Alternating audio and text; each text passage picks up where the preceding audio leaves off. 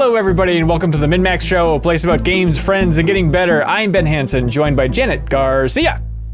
Hey. But that's not all. We keep stacking on more and more people. We have Jeff Marchiafava. Hey! He's here! And we have Kyle Hilliard. Hello. I didn't know it was pronounced Garcia. Garcia! You gotta really, it's a roller coaster ride of emotion. Syllables. Yeah, everybody's last name is fun. Hey, on this episode of the podcast, we're talking about E3. Finally unpacking everything about E3 with some fun predictions, E3 calendar, getting you fully prepped for the show. We're probably going to be talking about some Far Cry 6, and then Leo Vader is going to be joining us to talk a little bit more about E3, and then get into a bunch of great questions that people submitted over on Patreon at patreon.com/MinnMax with 2 N's. Jeffem, that's the face of somebody who knows that I didn't mess up the way I was speaking. Questions? Questions! Janet, how you doing? Where's your hype level at? It's getting there, I guess. It's just such a weird E3 because since it's like all digital, it's their first time doing it. They didn't have one last year. Like the trappings are just sort of falling into place later than I think most of us expected. So it makes it like difficult to really start to picture it when there's not like a lot out there to start picturing. Yeah, and so things are falling into place. We now know Nintendo has locked down a slot. Other companies have started to lock down the slots. There's still some mysteries as of the time of this recording, like Square-Enix. They're probably going to have a press conference-like thing, but they haven't communicated exactly when that'll be. And so PlayStation is still a little murky, but we can unpack all that stuff. But I don't know, where everybody else is at, but I've noticed myself get more and more excited, and even though I'm going to be in my basement in Minnesota, I'm starting to feel like this is kind of like a real E3. Like, I think we're going to have a heap and helping of E3 vibes here. It is. A lot of E3 is always super exciting, but working at Game Informer, there was a bit of like anxiety surrounding it too, because it's very busy.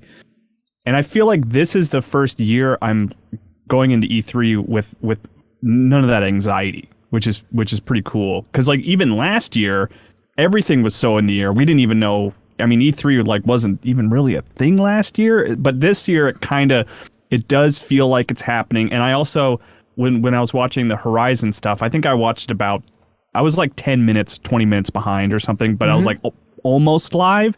And I was definitely getting some of those same like emotions of like, oh, I'm watching like a really exciting new game be played in front of me for the first time, and I'm watching them reveal stuff live. And that's an exciting feeling that I haven't had in a while because we didn't really get it last year. It was just so weird last year about like, okay, there were some streams at the end of May, then some were in July. I guess this is kind of like Sony's big unveiling for the PS5 was kind of the replacement of what they would have done in the E3 timeframe. So trying to piece together what was the analogy for E3 last year was such a mess. But even though it's specific, Yeah, but still this year, it feels like there's still pieces of that, like Jeff Keighley's Summer Game Fest and stuff. It's like, okay, that's going to be a big part, but doesn't really feel like E3 proper. Janet, am I nuts? That's not connected to E3, right? That's just the Jeff Keighley show? It's not connected. There are instances where there's like crossover stuff where different groups are like, like I know at one point like IGN's helping with like opening night, right, which is also inside of E3 kind of, not really. Like basically if you're doing something during that E3 like season, you're sort of like lumped in. Like I know I was Googling before like E3 schedule and they're like, here's everything that's ever happened in June. Oh, also E3. I wanted one specific thing when I Googled this and I got a bunch of stuff. It's basically the old equivalent of actual E3 where it's like EA's not really there, but they're like across the street at a different arena. It's everything kind of in the vicinity. It's in the air. Just counts as E3 now. Yeah. Yes. There's going to be great roundups at the end of a bunch of nights where you're going to be like, oh, this was announced here, this was announced here, this was announced there. That's cool. I missed that, Right. Whereas before it was just kind of like the PC gaming show of like, that's kind of like that freak show that there's a couple interesting things from, but we don't really count it as like a big E3 show. And now it's just like a million more versions of that. But so IGN's Rebecca Valentine, friend of the show, Yeah, she had an article a while ago, and the little caption at the bottom made me laugh. So she points out that though Summer Gaming Fest isn't technically part of E3, it comes in right before E3 starts on June 12th. So far, Ubisoft has announced its own major event at the show. A number of other partners have confirmed their involvement, and EA has announced its annual event won't be until July. Summer Game Fest is also a distinct event from IGN's Summer of Gaming, which is partnered with E3 2021. Perfect. I don't know why people would be confused about E3. But I figure it would help folks to just kind of run down the calendar. Y'all can stop me and shout at me whenever you want if you're super excited or super horrified by anything I'm running down here. But as far as I can tell, this is the calendar. And people in the comments, let us know what we're missing for big stuff here. June 9th is going to be the Battlefield reveal. EA is kind of planted a flag, like, you know, they have their big show on July 22nd, but June 9th, they're going to be revealing Battlefield 6 in some capacity, which should be interesting. Then Thursday, June 10th. So that Thursday is the kickoff for Summer Game Fest, where Jeff Keighley is going to have, you know, a Jeff Keighley-like show. He said there's going to be 30 announcements. Expect a lot of updates on like living games. There's going to be a concert from Weezer. So hold on to your butts, everybody. But it's an impressive like lineup of publishers. Quickly plug, please, the podcast. We did Weezer recently. Oh my gosh, great point. Yeah, our Crossfade podcast, our music podcast. Lizzie Killian, Jeff Corksboss, friend of the show. Huge year for Weezer. But yeah, we covered... They did have a new album this year that I like quite a bit, actually. Really? Yeah. What's going on in your life, Kyle, where you just sit down to listen to music one day and you're like, you know what it's time for? Weezer's new album. Okay, Hanson, you shouldn't be sassing Weezer that much. Like, I love Weezer. I love Pinkerton. That's what this episode are going to be in all the comments. Like. Yeah, the Green album was kind of an anomaly because they had like that hash pipe song that was kind of annoying and that Island in the Sun. But all of their other stuff has been as solid as their old, like the Blue album. Like they have put out many more albums than you would expect, and if you listen to them, you would probably like them. Whoa. Jeffem, are you a big Weezer fan? Like modern Weezer? I've been a big Weezer fan since the Blue album, and I liked Pinkerton, even though Pinkerton got a lot of crap back in the day. I love Pinkerton first and foremost, but even stuff like Hurley, you're listening to and being like, this is just as good as Blue album. What's Hurley? Okay. I think you draw the line after Hurley. Their last like 3 or 4 have been really good and weirdly underappreciated because of people being like, oh, Weezer, they release 1 million albums. It's like, well, the last handful have been good. Jeffem, you should have jumped on that Crossfade podcast. Apparently. Yeah. Okay, anyways, the point is Weezer is going to be a big part of E3 2021. That's one thing we know for sure about it. But, you know, for the Keighley Summer Game Fest, I mean, he says that publishers are on board like 2K, Activision, Amazon, Bandai Namco, Winky, Blizzard, Capcom, I mean, Microsoft, Epic Games, Tencent, Ubisoft, Warner Brothers. So we're still in the Keighley show. Yeah, this is all Square-Enix. Right? There's going to be some connection to those publishers in that show. A lot of good stuff. It has a lot of potential. Maybe as like the big showstopper, but a show starter, some would say. But then moving on, June 11th, we have, oh, God help me, Coke Primetime. I think it's Coke. It's Coke, yeah. KOCH, but basically part of the Embracer group. And so people are expecting news about the next Saints Row because Volition has been teasing that they're working on something down there. Maybe Dead Island 2, maybe Kingdom Come, Deliverance sequel, something like that. That's one that could quietly like be very cool. Yeah. And like, because they have so many IPs that like you don't even realize they own. And I feel like their output's been good. Yeah. But for all those headlines, it's just about like Embracer Group embracing every gaming company known to man. So it's weird to call this like Coke Prime Time. It's like, shouldn't you just call it the Embracer Game Fest or something? Then we got June 12th, Devolver Digital's Freak Show. That should be a good time. Also June 12th, Ubisoft Forward. June 13th is the PC Gaming Show. Everybody respects the legend. Sunday, June 13th then. This is going to be one of the biggies. We got the Xbox plus Bethesda Games Showcase. Probably something about Starfield. Jeffem, what's your prediction? Well, I think, have they not said that they're showing Starfield?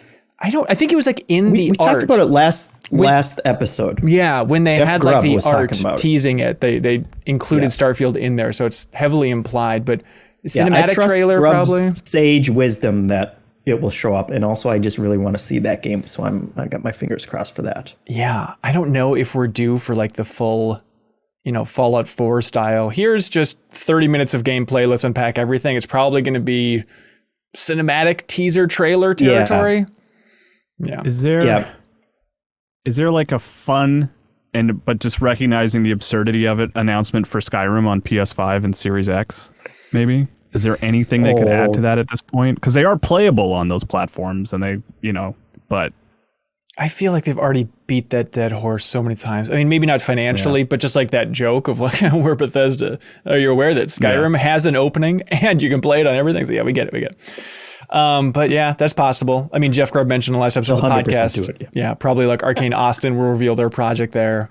I'm predicting, we're not in the full predictions territory yet, but Janet, get ready for this. My prediction is at the end of this showcase, the most exciting thing we'll see is Rare's Everwild.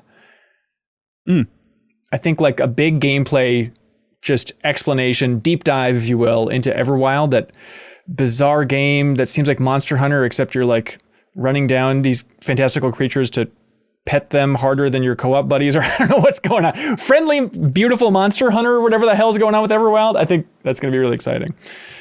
That's a good prediction. Thank you, Kyle. Tuesday, June 15th, another biggie. We got the Nintendo Direct. Janet. Exciting. Are you going to be on the edge of your seat for this sucker?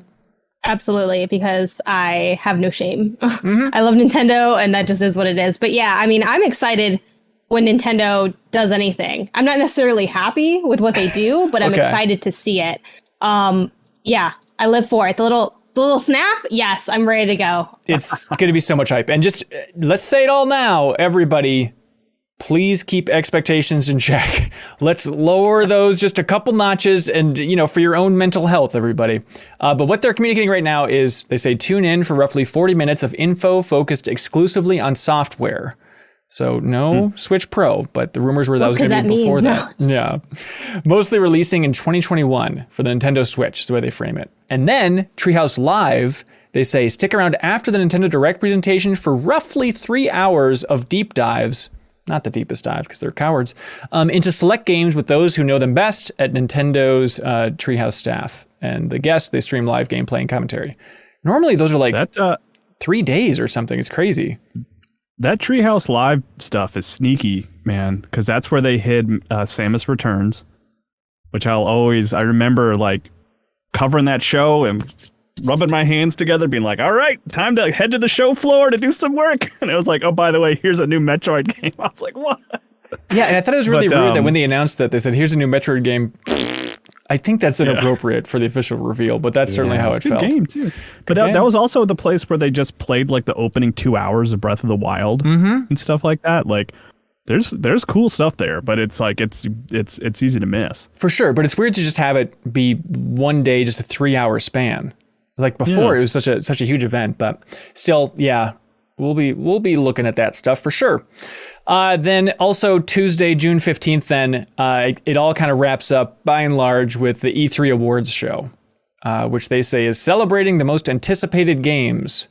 So I don't think they'll have reveals there. I think they communicated, don't expect reveals, but it's just going to be some sort of awards show where they say, Far Cry 6, looking good. Yeah, just a lot of stuff like that. Awards for anticipated games? That's the way they phrase it. Yeah. Maybe this is a dumb question, but this is new, right? They've never done that before, right? Right. They've always had like some form of, I mean, not the award show itself, I think might be new, but there's always awards like given. And so the outlets will give awards for what they saw at E3 and stuff, but E3 themselves, but for a moment I had this like thing where I was like, have they always done that? And I just never took notice. No. I wasn't sure. I wonder if it is just that replacement, since there's not a physical E3, and so outlets can't walk around with their ever increasing best of E3 awards and slap them on the booth. But publishers really rely on having that buzzword for their trailers about like awarded most promising game at E3. And so maybe this is just some way to appease the publishers so they still have that branding for promotion. Makes sense. Yeah. So who knows what that'll be like, but I guess I'll watch it. And then they have Steam Next Fest starting June 16th, going through the 22nd. So a bunch of small announcements on Steam and sales and probably all that fun stuff. Square-Enix, like we mentioned, missing in action as of the time of this recording, but they're probably going to be coming in soon. I mean, seemed like it was leaked pretty heavily. Final Fantasy Origin, which we talked about on the last episode of the podcast. Final Fantasy 16, probably new trailer there. I would not expect more on Final Fantasy 7 Remake Part 2. Janet, am I nuts for just being a little bit pessimistic about when that thing's coming? And so would they have 16 to talk about? Would they really jump the gun on Remake Part 2?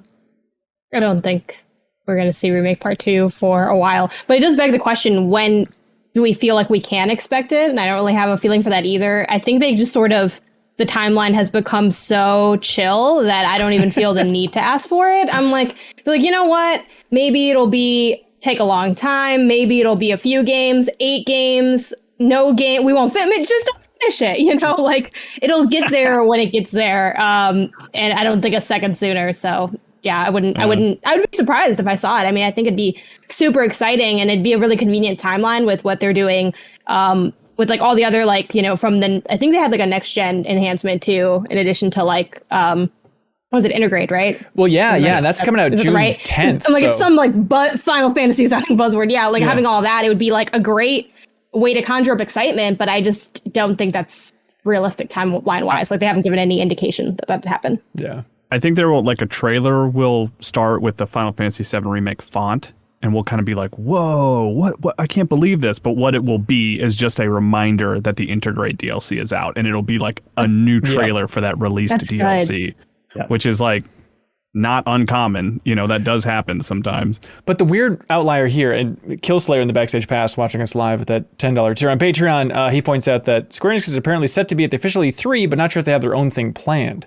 Yeah, I wanted to think, I thought they said somewhere that they were doing a press conference, but it could just be piecemeal parts of other press conferences. But the weird part there is that they are so tied in with Sony now for 16 and 7 Remake, and if Sony's not going to be there, who would host Square announcing these things? It seems like, especially with Sony not there, Square would be propelled to maybe stand out on their own. But on that Sony front, who knows what's going on? They might do like a big kind of summer state of play. Last year they had a couple things kind of in that window, but nothing really official for a while here. But today, on Wednesday, they announced on the PlayStation blog, they had kind of like a Q&A interview. It's always weird when the PlayStation blog does an interview with Herman Holst from PlayStation, head of Worldwide Studios. But there were some interesting tidbits in there. Number one seems to be the official confirmation of God of War both being delayed until 2022, not even like a window in 2022, but just vague 2022, and then also that it's going to be cross-gen, which we've all thought, assumed, some people have probably hoped for, some people have probably cursed the thought of, but it is coming to PlayStation 4 as well. So you can play God of War Ragnarok or whatever they're going to call it then. And I saw a brief snippet from that interview that he said that Horizon's on track for coming out this holiday, but that it's just not final yet. And so they're just not saying anything official, which kind of ties back to our conversation from last week as well. That actually has me a little bit worried. So here's his wording on Horizon. He says, for Horizon Forbidden West, we think we are on track to release this holiday season, but that isn't quite certain yet. And we're working as hard as we can to confirm that to you as soon as we can. I don't know the last time a game developer was like, oh, we're getting this done faster than we thought. Like that definitely reads as we're probably looking at 60% chance it's also bumped to 2022. Early and under budget.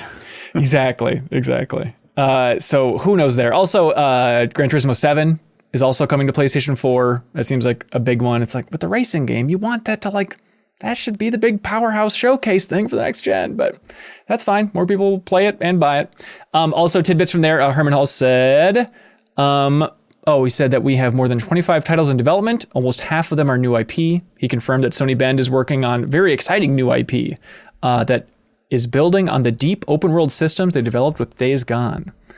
And then also, they talk a little bit about Sony games coming to PC, and he mentioned like Days Gone came to PC 2 years later and everybody seemed happy about it. So that might be a rough idea of what they're thinking is just roughly 2 years down the line, Sony games could come to PC.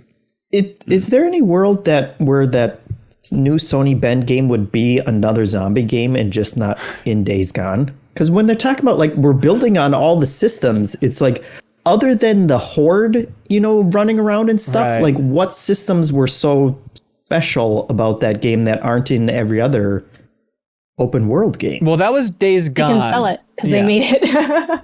I don't know. I mean, I guess it's maybe I think it's trying to just hint at the fact that it's going to be similarly structured.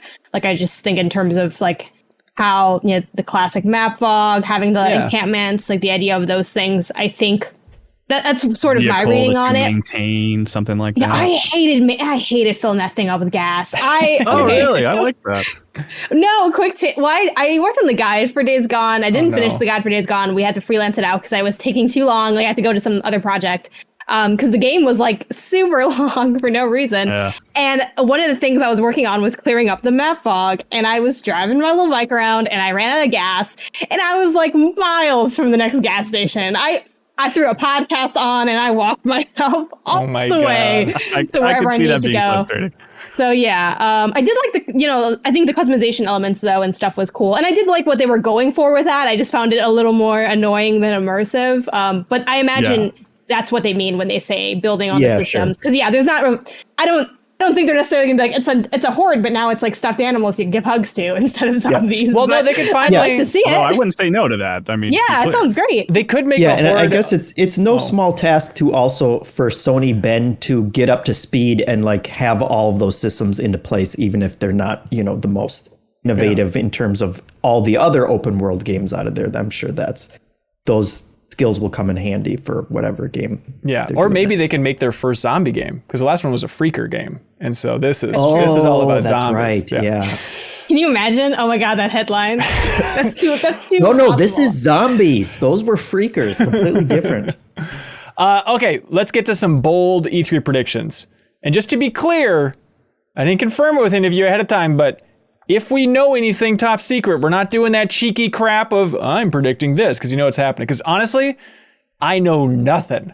I am completely in the dark on this stuff. Does anybody have any whispers? Janet, you're hip. The public rumors. Okay, No. all right. I know nothing. I know nothing and was told nothing. Don't know anything. Love it. Okay.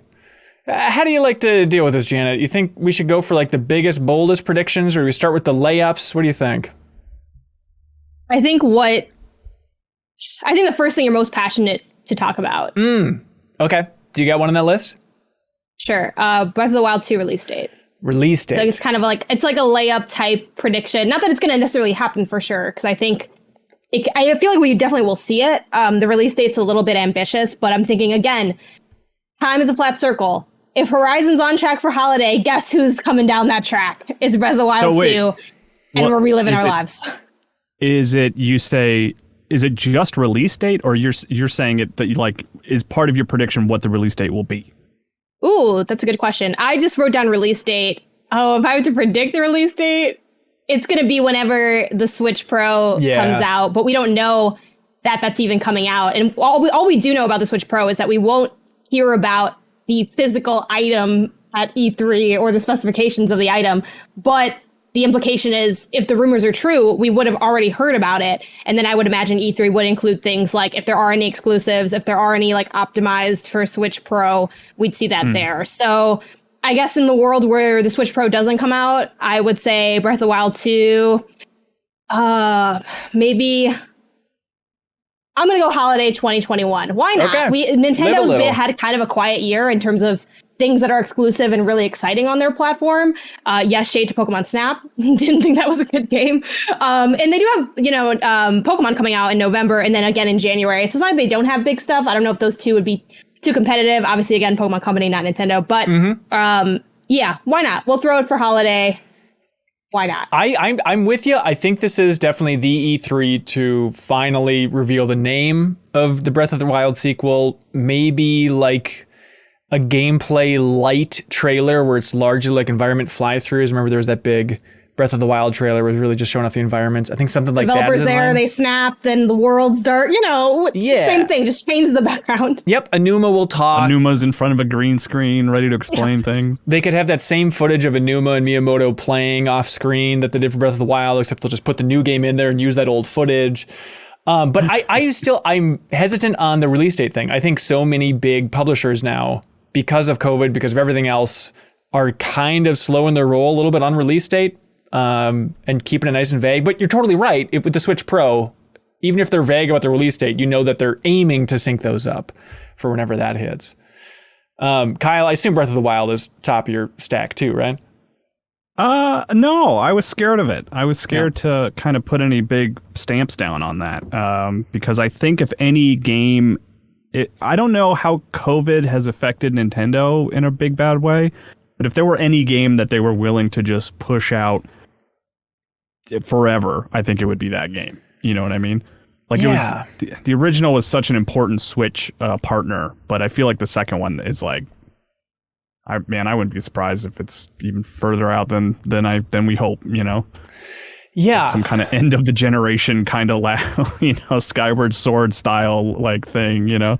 Well, even like the wording from the last Nintendo Direct from Enuma was, I believe he had something very cagey about like, we will try to deliver more information about Breath of the Wild sequel this year. Wasn't it something like that? So that has me a little bit worried now that I think about it. If you want me to go next though, sure, and keep on the Nintendo train, Metroid Prime 4 details, like a trailer that shows art direction. Honestly, like we get to see Samus's character model. You know what I mean? I'm not saying like we see a lot of gameplay. Yeah, maybe we see some in-engine stuff, but like after this year, we will have a better idea of what the game will look like from an art perspective. And what about the greatest myth in the gaming industry, the idea of this Metroid Prime Trilogy remaster? Will they sync it up with that? I think so. I mean, that's so funny because that's like just for 2-3 years now. It's been like, oh, well, they've finished that thing. It's just sitting on a shelf. It's sitting on a computer hard drive. They just need to send it to a cartridge. Wasn't someone supposed to take that out? It's like, oh, you're right. I thought you were doing it. But like, I'm trying to think if there's a precedent for that, because I remember like a year or two ago when we were talking predictions, I remember coming down hard on that and being like, yes, they're going to have that right before Metroid Prime 4 to let everyone get caught up. But now I'm like thinking back on it now, I'm like, I don't know if there's like a precedent for that. Like, have they it's not like they had Mario 3D All-Stars ready to go right before Super Mario Odyssey came out or anything comparable like that, you know? Catch up on the story. So but yeah, I feel like Metroid, the collection, I mean, it could go either way. If I had to pick a way, I would say it's not going to come out. I feel like they just don't care about Metroid on that level to give it a collection like that. And, you know, I don't think that's an unfair statement. As excited as I was when, Samus returns, right, for the 3DS, Kyle, that had dropped it, on the in Treehouse, where it's like, why are you announcing things at Treehouse? This is not what it's for. I was like, oh, so cool, more Metroid. But then I didn't buy it, and I don't think I'm alone in that feeling. Yeah. Like, I love the idea of Metroid more than I think I necessarily support the IP, and that's not an unfamiliar sentiment. So I'd be a little surprised to see it. I also think that one's one of those rumors where, like, is it a rumor, or is it something that we just keep saying we'd like and that we think makes sense more so than, I guess more founded speculation. We've had like people like I know of one I've heard people say people that I trust have said specifically that it's done, that it has existed. But I mean, no one knows anything ultimately. But that doesn't mean Nintendo's going to release it. Yeah, exactly. I think Nintendo has a giant rug that has all their different, like, a roadmap for all their different games of when to release it. Yeah. And then, like, once every 6 months, they put in like 3 cats in the room, and whichever ones they sit on are which games are going to get released. And so we're still just waiting for one of those cats. Big Judd, little Judd there. Yeah, on that Metroid trilogy. That certainly explains Miitopia on Switch. Right. I like that game. It does. Nothing against that game, but it honestly makes to see it in the store. It makes a lot of sense, honestly. Yeah. Okay. Let's see. Anybody else have other Nintendo predictions? Mine was that they're gonna. I know they said no physical stuff at E3, but I'm gonna guess that discludes some kind of ridiculous Labo-like gadget game hybrid thing. Gadget. I mean, they already got their freak quota met by the Game Garage, which is going to be out June 10th. No, that's not freaky enough. Not freaky enough. Ratchet & Clank. Okay, there we go. They need something physical. Even though they said they're not going to talk about physical stuff, they still need a new dumb thing that they can sell to children. The Zelda train set. It's happening. No. That's pretty good. That's pretty good. To piggyback off of Jeffem's prediction here, I wonder if there's a Ring Fit 2 that incorporates some secondary piece of hardware. You know, you still use the ring and the leg piece, but then there's like a headband or something. Yeah, a hat that squeezes your head while you play for some reason. Makes your If anyone's going to microchip me, I want to be Nintendo. Yeah. Have at it, Nintendo. If it'll be made out of cardboard, it's fine. It's not that serious. I'd love to see something stupid. Give me something stupid. I'm banking on stupidity. Speaking of maybe something stupid that I will 100% buy the day it comes out. Yeah, something absolutely intended for a child and parent, and my single self is going to buy it and leave it on the shelf behind me. Have I played this game and watched? No, but I would buy it again. In a heartbeat. I forgot I have one of those. So a while ago, maybe like last week, dear friend of the show, Hideo Kojima, tweeted out a picture of him like at a computer squinting, and it said like hard at work or something. I think we are going to get a Kojima tease at E3, probably at the Summer Game Fest, Jeff Keighley, Lollapalooza. Right? Yeah. Do you want me to read my Kojima one, Hanson? Please. Kojima will have something new. Maybe Death Stranding 2, maybe something else, but we will learn that Kojima's next game is in production, is what I wrote. Okay. Word for word. And I'll on the same page. be more specific. I think it's going to be a smaller scale project than Death Stranding. It's going to be just a weird little oddity, maybe mixed media oddity will be my big prediction for the next Hideo Kojima thing. Jeffem, you got a good prediction? I don't know if it's good. Only the good but ones, I'm please. going to guess that every third-party game that Microsoft shows at their showcase is going to be in Game Pass. Ooh, that's like the blanket they say at the top. Yes. Or at the very end. Just throw that stunner in at the end. Yeah. You know, That's a good I was one. thinking about Game Pass too, Jeffem, and I was like, what is the big game that would be crazy that they revealed is coming to Game Pass? And I was like, rubbing my chin, I was like, ooh, what about like Madden? Like that would be big. And then I was like, wait, I think Madden already is on Game Pass because EA's thing is wrapped into Game Pass. So like, I don't know what the big game could be, you know? Cyberpunk. But maybe, yeah. I mean, at the same time, I was thinking a lot about just the bizarre flip from probably every press conference clamoring to get Cyberpunk on that stage, and now this year it's like, don't come near me with that crap. Please, Like, even though like back a lot on. of people are probably going to play and enjoy the, current gen version of it that's releasing, I guess, sometime later this year in theory. Still, it's like they just do not want that name on their stage, tarnishing the good name of Everwild.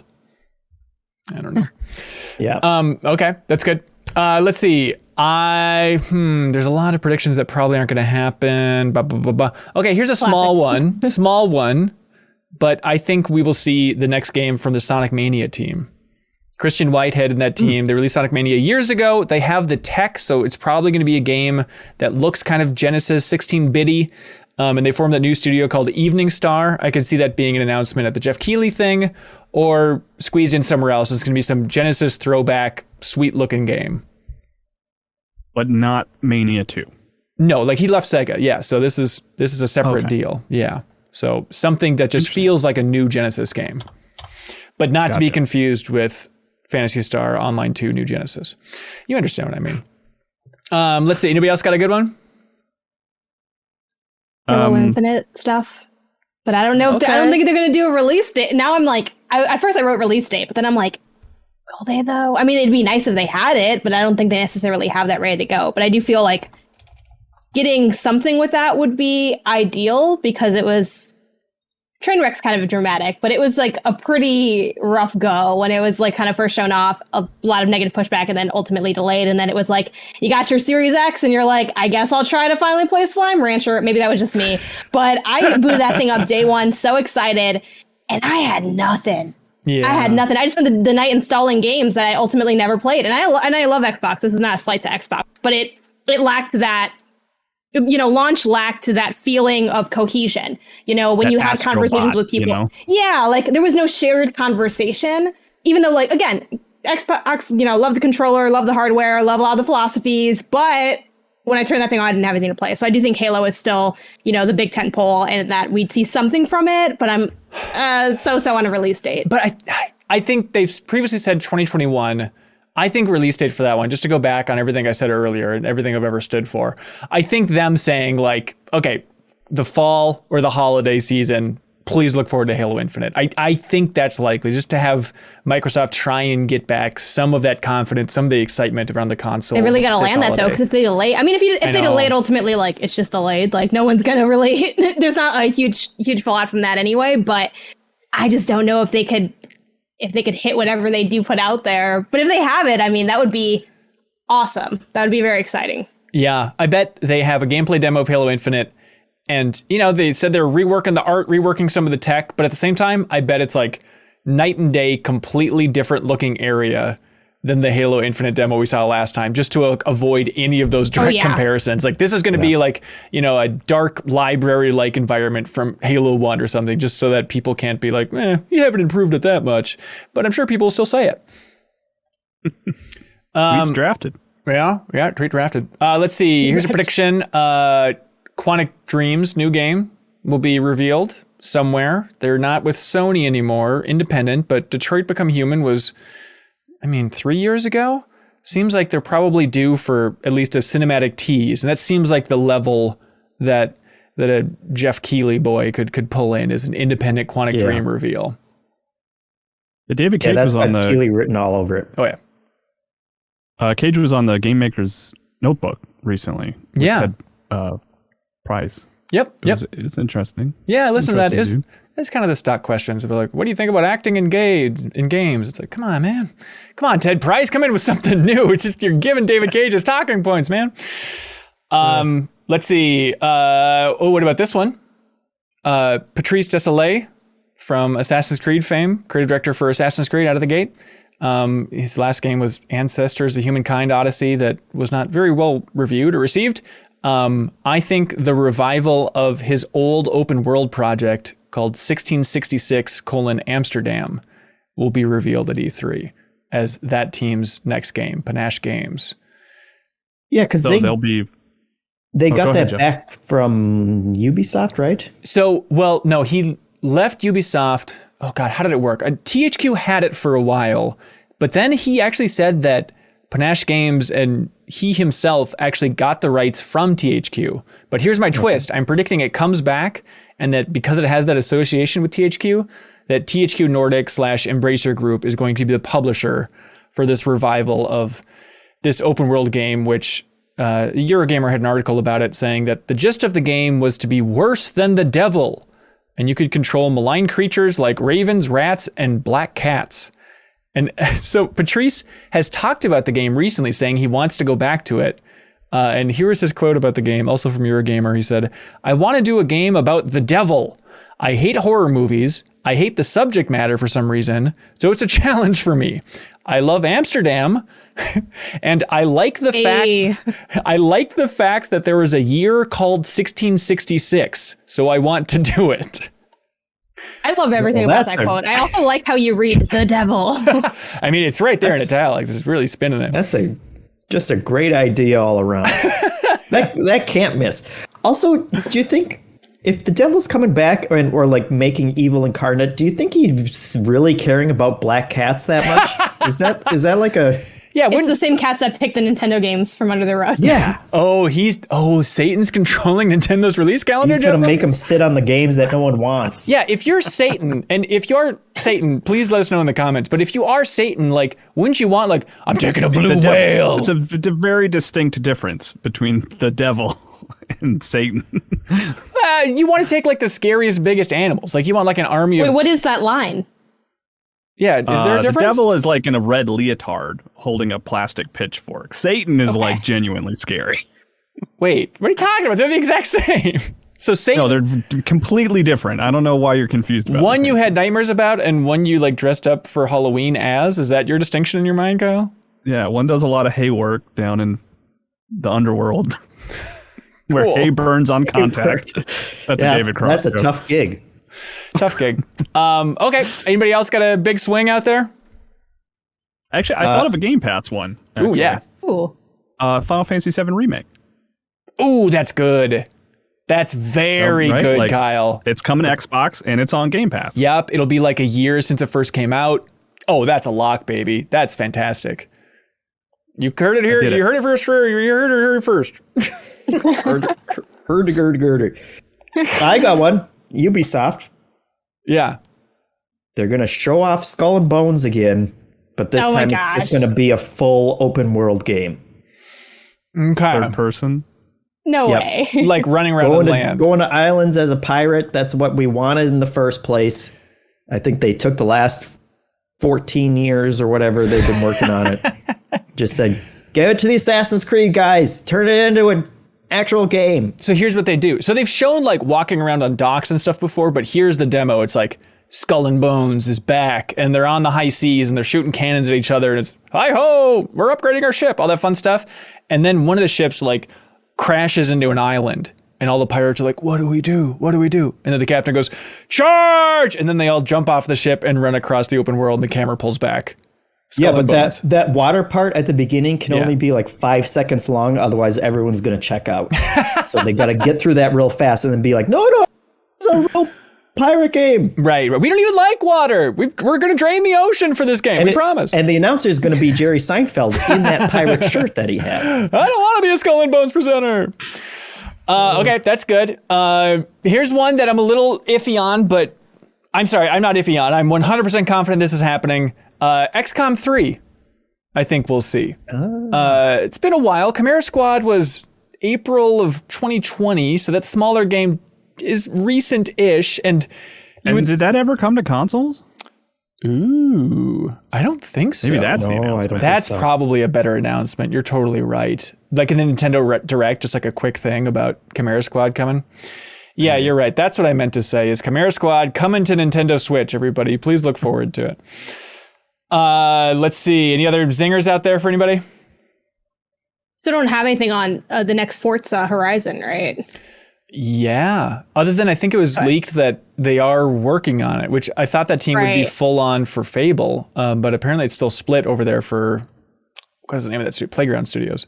So I feel like that is, I'm going to go Forza Horizon 5. And I'm also hoping, one thing I really want from these conferences, I don't know if we're going to get it, is like the pageantry of a traditional in-person event.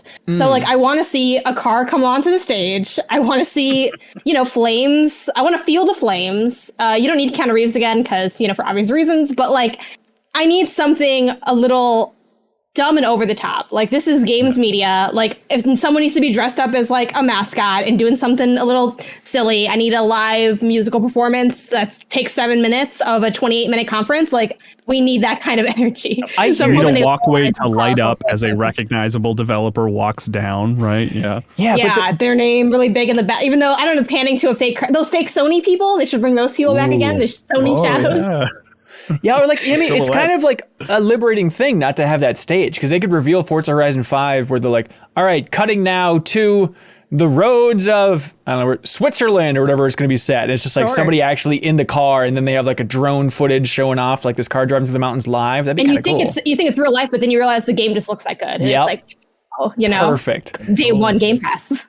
I mean, yeah. Kind of, to jump off your shoulders there, with talking about Playground, I did have one of mine written down is kind of like my Metroid prediction, where it's like we don't really see gameplay, but we get a better idea of what the game's going to feel like and look like for Fable. Okay. Like we'll see like something more in depth for Fable, but probably still not gameplay, Right. Yeah, I wonder if Obsidian's game Avowed, that's the name of that thing, right? I can never remember the name of that.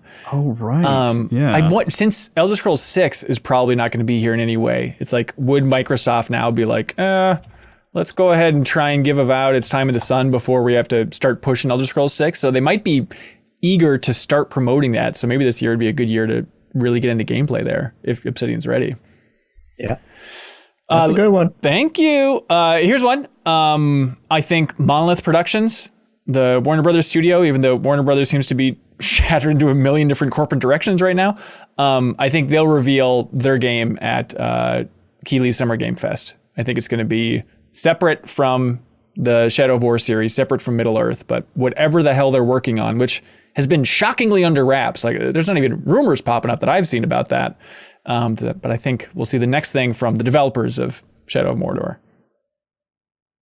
I hope so. Mm-hmm. Yeah, it's a good studio. I just have EA new Star Wars game written down. I don't know. They got to do something, right?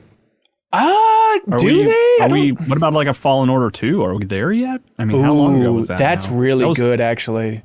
That was 2019, right? It was 2019. Yeah. So just a teaser. I mean, they've already said they're working on it, I believe. But just to have some logo reveal or a name reveal, something like that, that seems doable. Yeah. And like we might even see, the next era of Star Wars games. Like since the EA deal is kind of wrapping up, and we might see that Knights of the Old Republic remake from Aspyr that Jason Schreier and other folks have been talking about. So I could see that popping up on some stage. I don't know who would be publishing that. Oh, I think that's an Embracer Group joint, isn't it? So maybe at Coke Media. I wonder if E3 is on Disney's radar at all. Like, do they look at it and say like, hey, we're obviously like they go crazy about Comic-Con and everything else because of all their, comic book movie series and all those kind of things. I wonder if they're savvy enough to care about video games that much. I mean, to be like, you guys got to start like rolling out announcements for, these games. I think so. You say, are they savvy enough? I mean, I'm sure Mickey Mouse sitting in the corporate tower isn't savvy enough, but you got to remember they have like John Drake and a good games team now that's at least doing outreach, and they're certainly aware of E3, Yeah. But Backstage Pass is reminding us very correctly that Ubisoft announced they were making that open world Star Wars game. So maybe we'd see that Star Wars game from the Division team at Ubisoft's press conference. Yeah, something. I think you gotta give us something. That's real good. Let's see. I could see Shadow Drops happening. I think Final Fantasy VII First Soldier, that mobile battle royale, I think that'll be Shadow Dropped maybe during Keighley's thing. Let's see if they have Square as a partner for the big Keighley fiesta. Yep. So I can see that happening because they're doing the beta right now, but no release date confirmed. I could see Ubisoft Shadow Drops, like either Riders Republic, that weird racing game, or that roller derby game that's seems like it's been in development for 400 years. I think just two, realistically. Like 2-3 years ago? Yeah. I don't know if it's getting skull and boned over there or what's happening, but it's been a while. I hate everything about that verb. It's so rough. I think like this is super small, but I think 12 minutes release date. I'm just big on the release date train, but with the reveal trailer was originally shown off at E3 2019, I believe on the Xbox stage. So I could see that making a reappearance. Because usually there's like at least a small section of that showcase that highlights indies. And I feel like specifically Microsoft has been pretty big on pushing indies as well, just in general. So I think that'll finally get its release date, which I'm really looking forward to that game. So I hope so. That's good. I know back when we were predicting things to be announced and revealed in 2021, I went to bat for this, and I'm going to do it again because it has been eerily quiet. But the director of my favorite Final Fantasy, Kyle, Final Fantasy 15, Tabata, his new studio, JP Games, they announced a while ago that they were developing a game about the Paralympics. And they have been radio silent about that for years now. And it seems like the type of thing that's like a good feel-good story. Like, let's focus on the Paralympics during E3. So it seems like even a Microsoft would want just that positive PR on their stage. So I could see folks scrambling for that if that project even exists. I mean, the Olympics were delayed, so maybe they're like, oh, thank God, we have more development time to actually make this thing happen. Didn't stop Sonic and Mario. Nothing can stop them. I got a Battlefield 6 one. Yeah. Just that it's going to have some kind of free-to-play element. Ooh, interesting. To it. I think they're looking at Call of Duty, Warzone, and what that's been doing and being like, hey, maybe this is the future. So like one game mode is free to play or something like that? Yeah, something like that. I think that's a really smart bet. I mean, that's the Halo approach, right? The multiplayer is going to be free, right? So yeah, could be. By the way, they had a story that apparently the former general manager for Call of Duty and Destiny left Activision and joined EA to kind of oversee Battlefield. So it's kind of a sign of confidence in the Battlefield brand moving forward. So yeah, I'd imagine that person is running over into that office being like, you guys, if we make a free-to-play version of this, we get to print money forever. And probably some mobile Battlefield versions as well. Hold on. They did try it already, right? With Battlefield Heroes? I love Battlefield Heroes. Yeah. It was really Fortnite before Fortnite. Go back and like look at that art style for Battlefield Heroes. Also, a Battlefield theme that is almost as good as the main Battlefield theme. That Battlefield Heroes theme is so good and so catchy. Let's see, other rapid fire things. Anybody got some? Yeah, I got one. Please. Bandai Namco is going to come out at one of maybe Jeff Keighley's thing. Mm-hmm. They're going to send out, like the head of Bandai Namco, and he's just going to apologize and announce that Elden Ring was just an elaborate tax dodge. Tax dodge, really? More of a tax parry, I think. Maybe. Boy, that's a tough announcement, but I guess it's going to happen. Yeah, it's going to happen, 100%. Sorry, guys. It had to be said at some point. Yeah. I think more for like the Nintendo stuff. There's that Donkey Kong rumor about like a new TD game. So I think that'll make an appearance. It's the 40th anniversary, which at this point, Nintendo just has an anniversary every couple of years for something, which is convenient. You can just kind of toss in stuff. I also think like, especially with looking at this calendar, a lot of things right on the Breath of the Wild 2 thing on where that lands, if it's even making an appearance in 2021 or early-ish 2022, because they did mention it's mostly 2021 stuff, but mostly means there's some stuff that's 2022. So I could see Bot W being a little bit further off. And if that's the case, there's not like a lot down the pipeline. Obviously, Pokemon is huge, but again, Pokemon Company, not technically Nintendo. So I think that could be their big marquee thing. Sort of like a few years ago, with Luigi's Mansion having a pretty big presence at both the booth and also like at Treehouse and on stage. That's sort of like and I love Luigi's Mansion, but it's like a B tier kind of thing. It is exciting, but it's not quite as popular as like the marquee stuff as the Marios and all that. So I think Donkey Kong kind of lives in that realm. So it'd be a good time to do that. Maybe some fun collabs. I also think we'll see a little bit of Splatoon 3, maybe like a new mode, and a Splatfest for no reason. Okay. All right. Love it. The no reason Splatfest. That's what they'll call it. Yeah. Reason versus no reason is the big new Splatfest competition. Oh my God. That'd be so good. I mean, they already had Chaos versus Order, so it's like the same thing. Yeah, you're right. I guess it's the same. I asked on Twitter if anybody had any predictions, and there's some fun stuff. Hold on, let me say the word Silent Hill. So that you can be seen as a genius. Okay. Just shrug Silent Hill. I mean, a remake of 2 maybe, since they already kind of remade 1. I don't think that's a terrible prediction. I think some Konami project with some other developer working on a Konami IP, even like Microsoft putting it on their stage, I think that's a potential winner. There's been rumors swirling around Silent Hill for a while, but they're just all disparate and weird, so it's hard to be specific, which I know is fun with these predictions, but I don't know, maybe a 2 remake if I'm going to put a pin on something. Sure.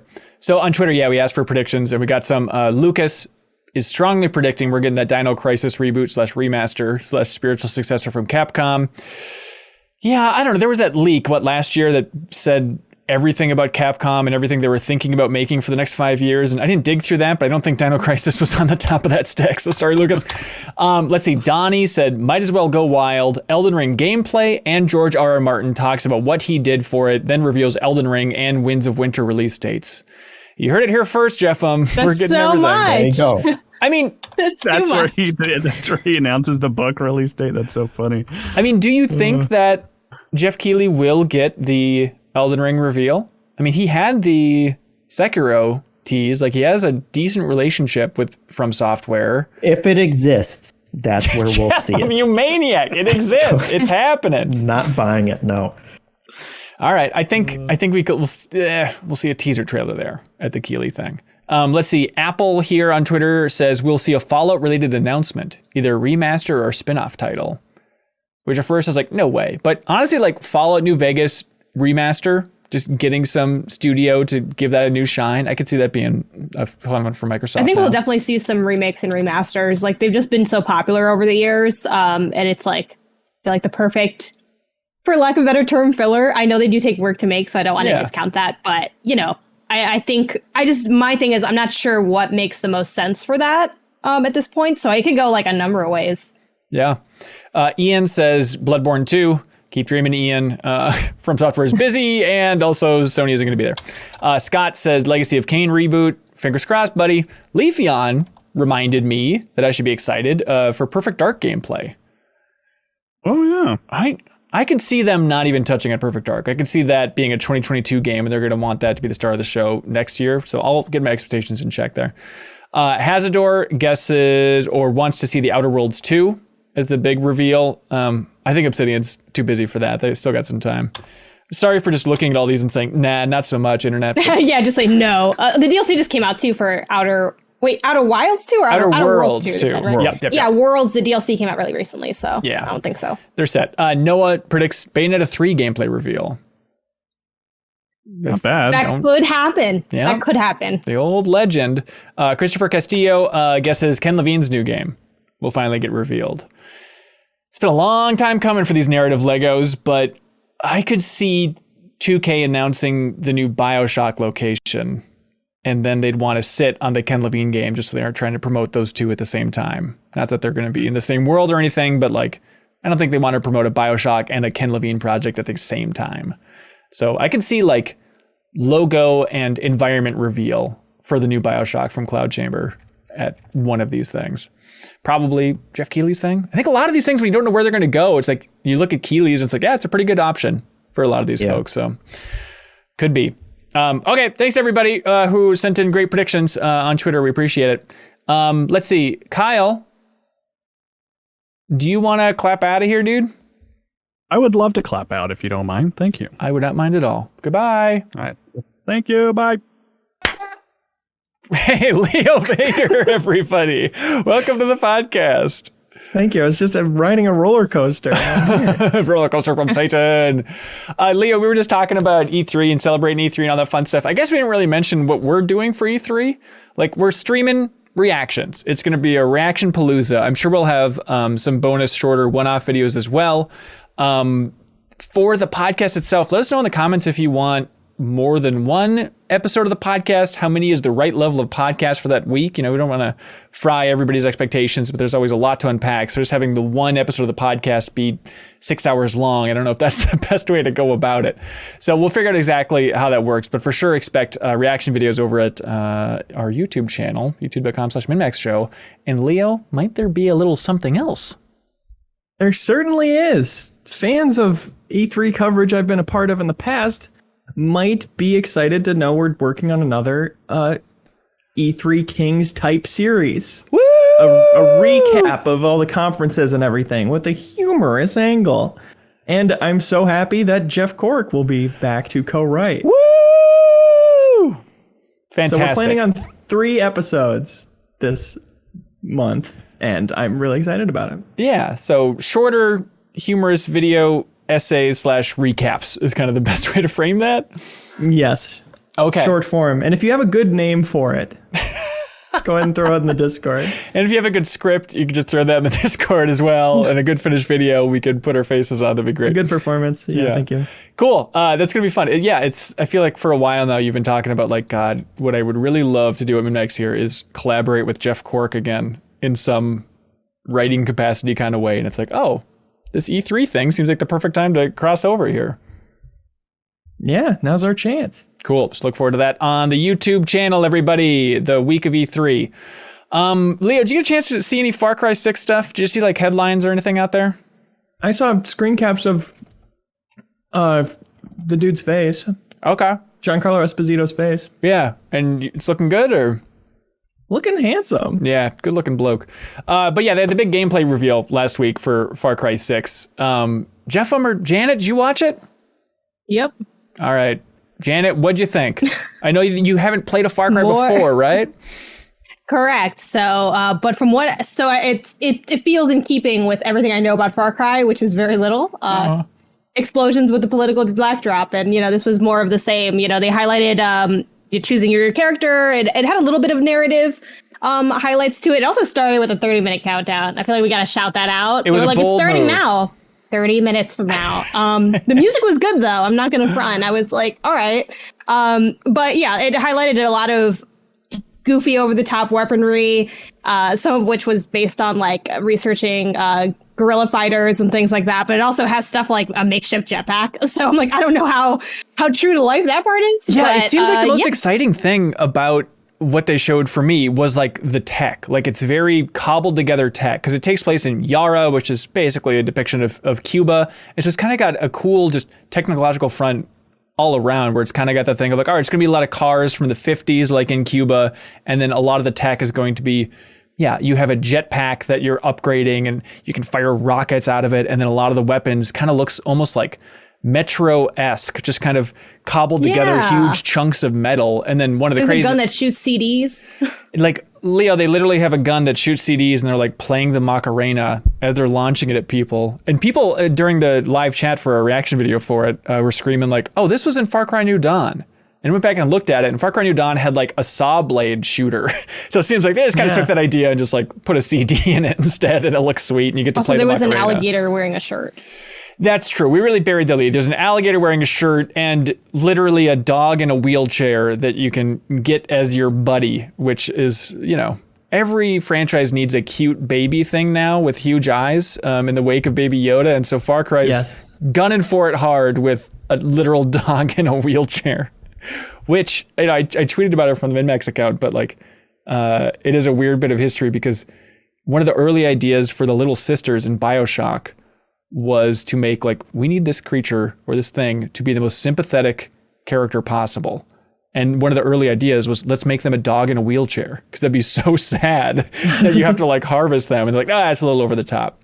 And now in a more real world version of a game like Far Cry, they're like, all right, let's go ahead and take a dog in a wheelchair for this ultimate sympathy angle. But it's hopefully cute. you don't have to mercy kill like Far Cry 2. It'd be nice, yeah. Spoilers? No, I'm just kidding. I'm not going to play Far Cry 2. But yeah, October 7th is when Far Cry 6 is coming out. They put a date on it, and I feel ready for a new Far Cry. I was excited by the end of that gameplay presentation because there's definitely been phases of Far Cry where I'm burned out. Like during this presentation, they mentioned Far Cry New Dawn, or actually I think that was just the chat mentioned Far Cry New Dawn. And it was a moment of like, oh my, I completely forgot that game exists. Like there were so many Far Cry iterations so fast between the DLCs and standalones all over the place. Yeah, the series has kind of felt to me like Assassin's Creed when Syndicate came out, where it's like, games will come out and people will like them, but they've been doing the same thing for a while and are kind of due for reinventing themselves a little bit. Does it seem like this is doing that? Or is it more of what 5 and New Dawn did? It seems to kind of be more Far Cry, but maybe it's just a matter of that gap. And, you know, the nice thing about Far Cry is a new setting is always interesting. And they're making a distinction this time around. And it's just an interesting sign of the times. And I'm very into corporate messaging and marketing from game publishers here. And so they had a big post last week where they said the narrative director here for Far Cry 6, who also worked on The Division and Far Cry 4 and AC Unity, he had a big blog post where Jeffem, the opening sentence was, "Our story is political." Did they italicize is? I don't think they italicized is. But yeah, definitely from the reaction of Far Cry 5 where a lot of people were being like, you cowards, you like have this huge political setup and then don't take a stand and don't do anything. And so in America, where the only politics happen on the planet. Right. And so, yeah, for this one, then the narrative director says, our story is political. A story about a modern revolution must be. These are hard, relevant discussions. Oh, there are hard, relevant discussions in Far Cry 6 about the conditions that lead to the rise of fascism in a nation, the costs of imperialism, forced labor, the need for free and fair elections, LGBTQ plus rights, and more within the context of Yarrow, a fictional island in the Caribbean. My goal was to empower our team to be fearless in the story we were telling, and we worked incredibly hard to do this over the last 5 years. The conversations and research done on the perspectives of those who fought revolutions in the 50s and 60s are beyond are absolutely reflected in our story and characters. But if anyone is seeking a simplified, binary political statement specifically on the current political climate in Cuba, they won't find it here. I could find it. No, I'll find it somewhere in there. You're just not looking hard enough. No, I mean, I think it is nice for them to mention this, even though it's kind of obvious. I mean, if you're doing anything pretty much at any time, it's inherently a little political. I think a lot of times when people hear political, they think literally where you land on specific legislation, but political is so many more things than the like nitty gritty of laws. It's also like, you know, how we just societally function. So yeah, inherently, like most of these games are political or have politics as a huge backdrop and plot point. And even in this post, it's interesting because it makes the point of saying we're drawing on politics, but also not saying anything. So it's, I don't know. I feel like it's sort of just at least an acknowledgement, though, of the political element. I don't really take away a whole lot from this. I don't think this means that the story is going to be necessarily more political, quote unquote, than we've seen in previous Far Cry games. But it is nice to at least acknowledge, yes, a game about a revolution is inherently a little bit political, even if it's not trying to land on a certain message. And that's just, I mean, that's a fascinating thing just from a game industry standpoint is even if the game is as, you know, political as previous entries of Far Cry, just the fact that for the last Far Cry, they can say, this game is not political. And then for this one, they say, this game is political. It's like, it doesn't really mean anything. No one knows what the hell that means. Yeah. The PR has redone the calculus on what they think people want to hear. And now they've changed that messaging. But whether that actually affects the story, like if they, you know, talk to people who are in actual revolutions and they can kind of pull in any of that history or any kind of insight, that would be great. But I'll wait until we see the final product because there have been plenty of games that have had this kind of setting, and you've had characters being like, we work too hard and they're oppressive and authoritarian and we need to overthrow them. And that's like as far as that kind of messaging goes. And you can say it's not political, you can say it is political, but there's not a lot of introspection there or a lot of, you know, things to actually invoke, you know, thinking about these kind of issues. And so I hope it goes beyond that. I think I'm grateful it's being included in the messaging no matter what, though, just because it's working towards normalizing. It's okay politics. That a game is political. You know, it's like a game, your art can say something and you don't have to get mad about it. You know, like they kind of have to set that tone of what the conversation about their game will be about. Yeah, for sure. Yeah. So it has the an interesting little tidbit. It's the same director as Far Cry 3 Blood Dragon. And he's been working on like Assassin's Creed for a long time, but it's his first return to the Far Cry series since then. So I'm looking forward to it. October 7th for that one. Maybe we'll see more at E3, or maybe they just got it all out of the way because they have other stuff to focus on. But that reminds me, Leo, how does this whole thing operate? You still don't know? I don't know. Tell me, That's please. That's embarrassing, dude. I know. It's Patreon supporters. Oh, that's right. We exist because of people going on Patreon and unlocking wonderful benefits, like even at that $2 tier, they can compete in Trivia Tower. They get access to the Discord. That's kind of a one and done thing, combo pack there. They can also submit questions to this show, submit comments to the Deepest Dive, unlike the podcast version of the Deepest Dive. We're still in the middle of covering Mass Effect right now, but we are actually creating the best, most thorough discussion about Mass Effect 1 on the internet, thanks to everybody's support and wonderful comments fueling everything. You know what else they're going to be able to get is at the $10 tier, they're going to get my long, giant editing streams for the E3 videos. Oh, that'll be really fun, actually. That'll be cool. That will be cool. Yeah, so check that out. Which also reminds me that this week, MinnMax is once again supported by our friends at Rainmaker.gg. Rainmaker is the all-in-one platform for streamers, developers, and publishers. If you're a streamer, Rainmaker gives you insight into your channel's performance and a full suite of streaming tools, including overlays, tipping services, chatbots, alerts, and more. For devs and publishers, Rainmaker provides powerful tools that help you analyze game performance and discover creators on the world's biggest streaming platforms. Head to rainmaker.gg/MinnMax, or you can hit the link in this episode description to get started. Also, thanks to our friends at Fixture Gaming. They have the Fixture S1, a Switch Pro controller clip. It's available on Amazon and the Fixture Gaming website. It's available in gray, and it's available in red/blue. It's $35 for this thing, but you get $5 off if you use the promo code MinnMax. And what this is it's Switch Pro controller and a clip on top of that. Slap that clip on nice and easy, and then you actually have a mount for the Switch screen so you can play with the Pro Controller on the go. It's a very handy thing. So check out Fixture Gaming, the Fixture S1. Take a look at it. You'll probably want it. Also, thanks to the Call Me By Your Game podcast. They want everybody to know that there's at least one video game that's close to your heart from an impactful, specific moment in your life. Call Me By Your Game is a podcast that dives into these very experiences. It's an intimate look at what makes a video game special for different people. On each episode, our host, Connor McCabe, sits down with a guest to discuss a special game from their past. They dive into what the guest loved about the game and also what was memorable about the time in their life when they first fell in love with it. Check us out wherever you get your podcasts, and maybe someday you'll call me by your game. Call Me By Your Game podcast. The last episode is all about Planescape Torment. which is one of those games that I know I'll never get around to playing, but I love hearing about because it conceptually is the coolest game. So please check out that podcast because they're a big supporter of ours. Also, thanks to our fine friends at I Am 8-Bit. They want everybody to know that the Manifold Garden soundtrack is available on vinyl in their wonderful online store. This is a double album with stunning architectural pop-up work by the Fourth Focus, and there are only 1,000 of these made. So if you go to I Am 8-Bit's online store, you can get the Manifold Garden soundtrack on vinyl, and it does include digital download as well. And the beauty is for anything under $100 in the I Am 8-Bit store, you can use a special promo code, Jeffem. Big promo code here for 10% off. And the promo code this month is Solstice.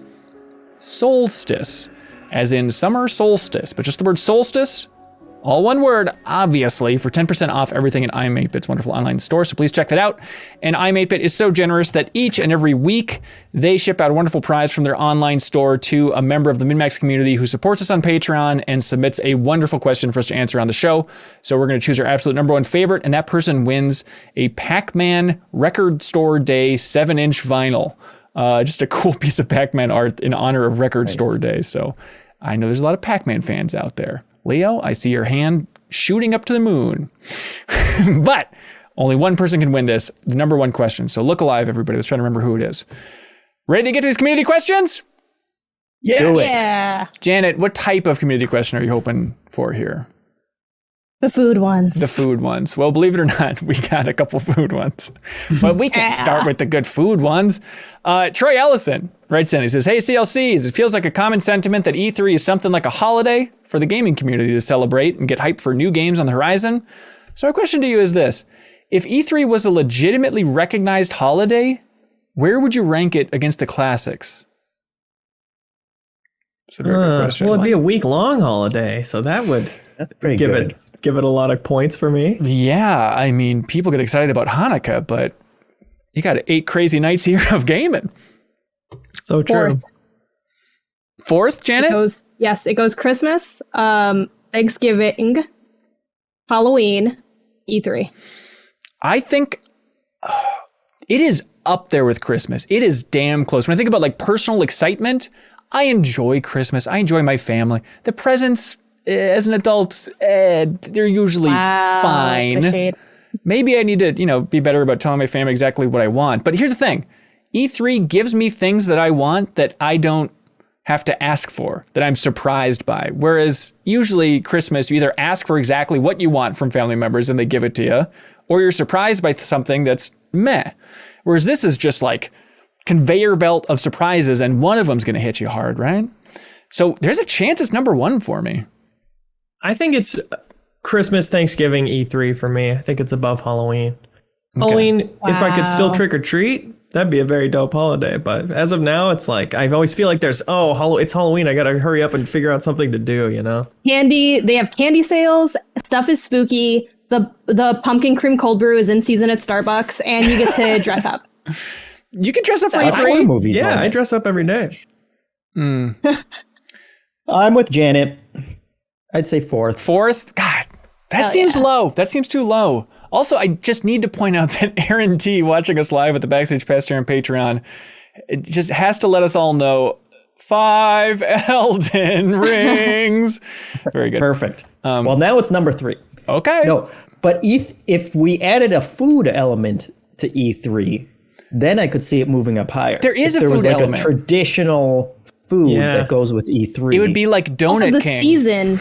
The season of Donut E3 King. is not that enjoyable. No offense to this current time. Right. But the season is a lot of like confusion. The schedule is slowly pouring in. You have to be like ready, but then you're like, they said this day, so this must mean this for E3. Like the fun of E3, it is a blast when it gets going. But the sort of weird lead up is a little bit not a big fan, versus all the other holidays, minus Thanksgiving. Thanksgiving doesn't really have like a season. It just kind of happens. All the other holidays have like a vibe. Like Christmas time, you got the music going. If you're somewhere cold, like the the snow is more welcomed. Like there's a feeling in the air. The feeling in the air of E3 is just Googling schedules. That's not a fun feeling.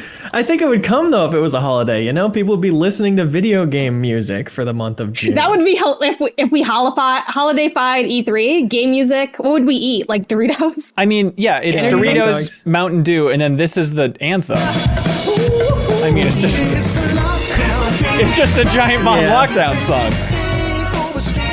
That is the E3 Put on anthem. Imagine Dragons for the E3 season. I guess that could also work. The thunder, lightning. Also, hey, if you're listening, World premiere. Tim Burton and Disney and Henry Selick, this is your Nightmare Before Christmas sequel. Is you make E3 a world that Jack Skellington has to go to.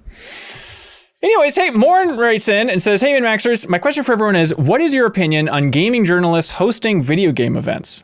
Do you think it is appropriate for individuals to write reviews for games after they are essentially on the payroll for the developer/publisher? I've been thinking about this a lot with the announcement of Greg Miller as the host of E3. Interesting topic. To be fair, I don't think Greg Miller is sitting down and writing reviews. That would clearly be over the line if he's getting paid by a specific publisher and then asked to sit down and write a review. That's a big red flag, but that's not exactly what's happening here. Yeah, that kind of goes... We've had a conversation before about where the journalism line ends and more, just kind of personalities or streamers or whatever begins. And I'd say if you're out there working for yourself, if you can get a job doing something like that and you're not, I would also say no reviewing a specific thing if you've gotten paid by that company. But otherwise, it doesn't.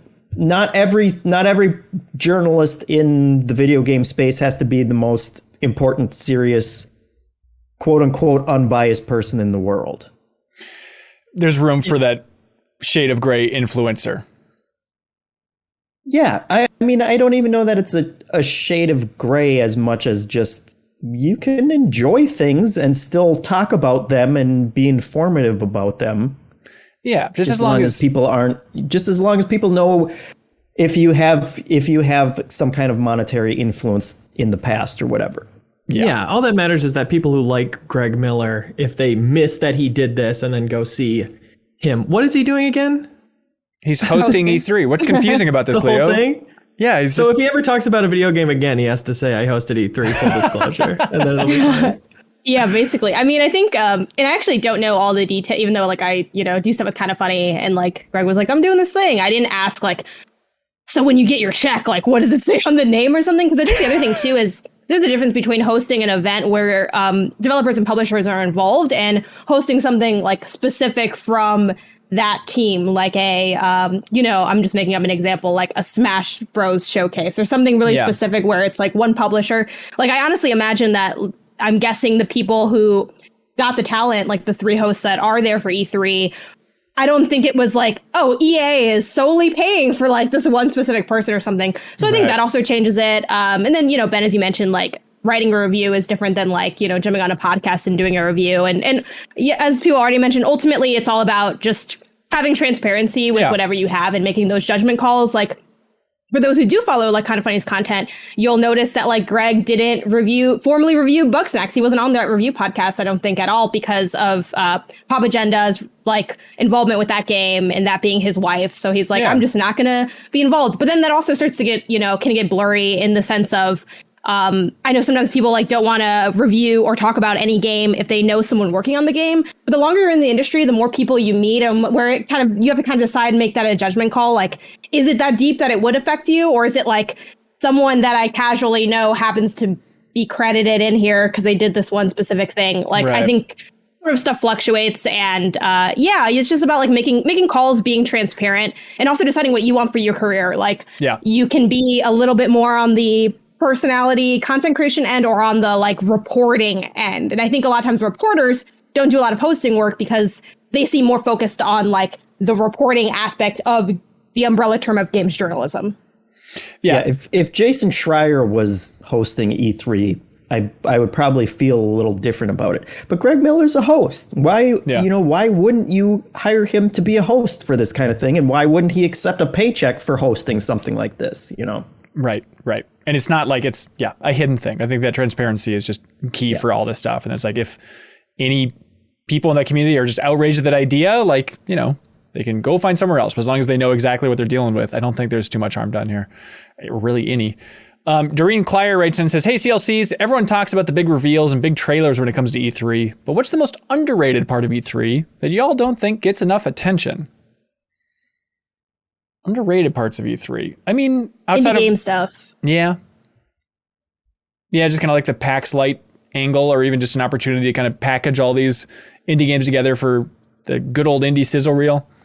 Yeah, like, I mean, there used to be, I forgot the name of the event that happened, like, in E3 2019, but, like, it's like a little indie showcase event that happens, like, down the street from E3, and I went to that, and it was, like, one of my favorite parts of it, because it was so hands-on, and there were so many different games, and, like, that's the first time I talked to the people that were, like, involved in Bloodroots, and games that I later saw on Apple Arcade, and I have this big stack of business cards of games that either have come out and have been really, you know, well received or still are down the pipeline. And for me, that's some of the most exciting stuff, like getting to talk to the people who are involved, play their game. And it's also was like a really nice casual setting. Like you could have like drinks, there were people around. It just felt very friendly and fun and very like hyper game focused rather than like conferences are absolutely my favorite part, but you know, it is a lot of I'm watching and you're either watching and you're writing everything down or you're live reacting and you're immediately talking. It's a lot of like capital C content versus like that is a lot more chill and play focused.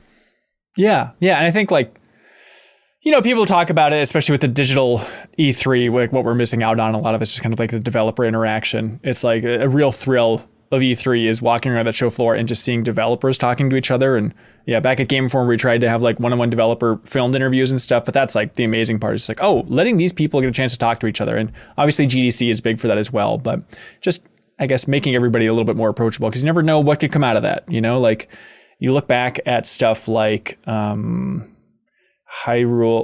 Oh boy, help me out, Janet.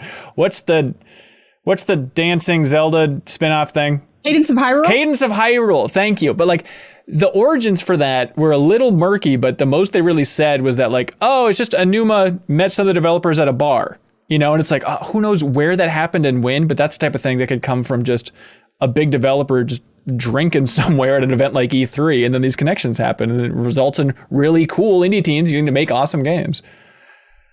Connor McCabe writes in, wait a minute. Is this the same Connor McCabe from the Call Me By Your Game podcast? Anyways, Connor writes in and says, hey, cool cats.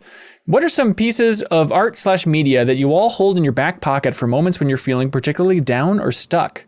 I just watched Bo Burnham's new Netflix special, Inside, that he wrote, shot, composed, and edited himself. And it was very inspiring. And it felt so freeing to watch.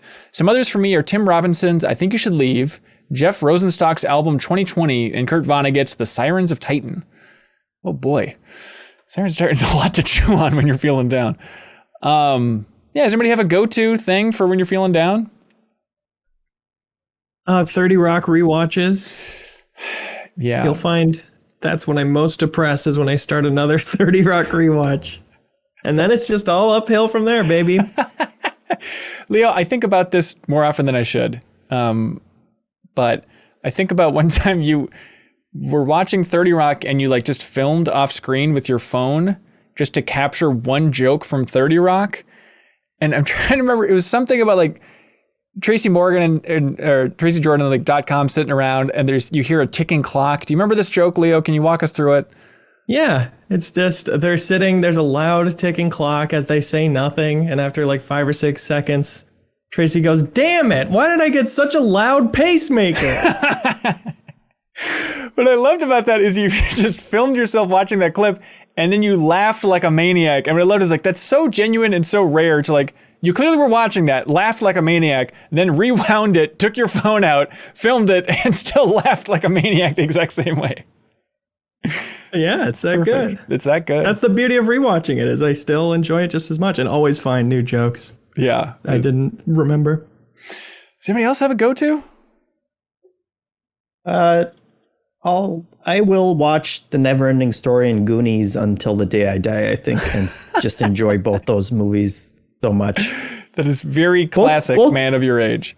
Yeah, both for nostalgia reasons, but also as I grew up, especially The Neverending Story, like I think just has such positive themes and stuff that when I watch it now, I think like, man, I'm really happy that I saw that as a kid. And like, those were kind like, I'm sure I internalized that to some degree, and I can appreciate it even now more though. And will force my kid to watch it someday. I've never watched either of those.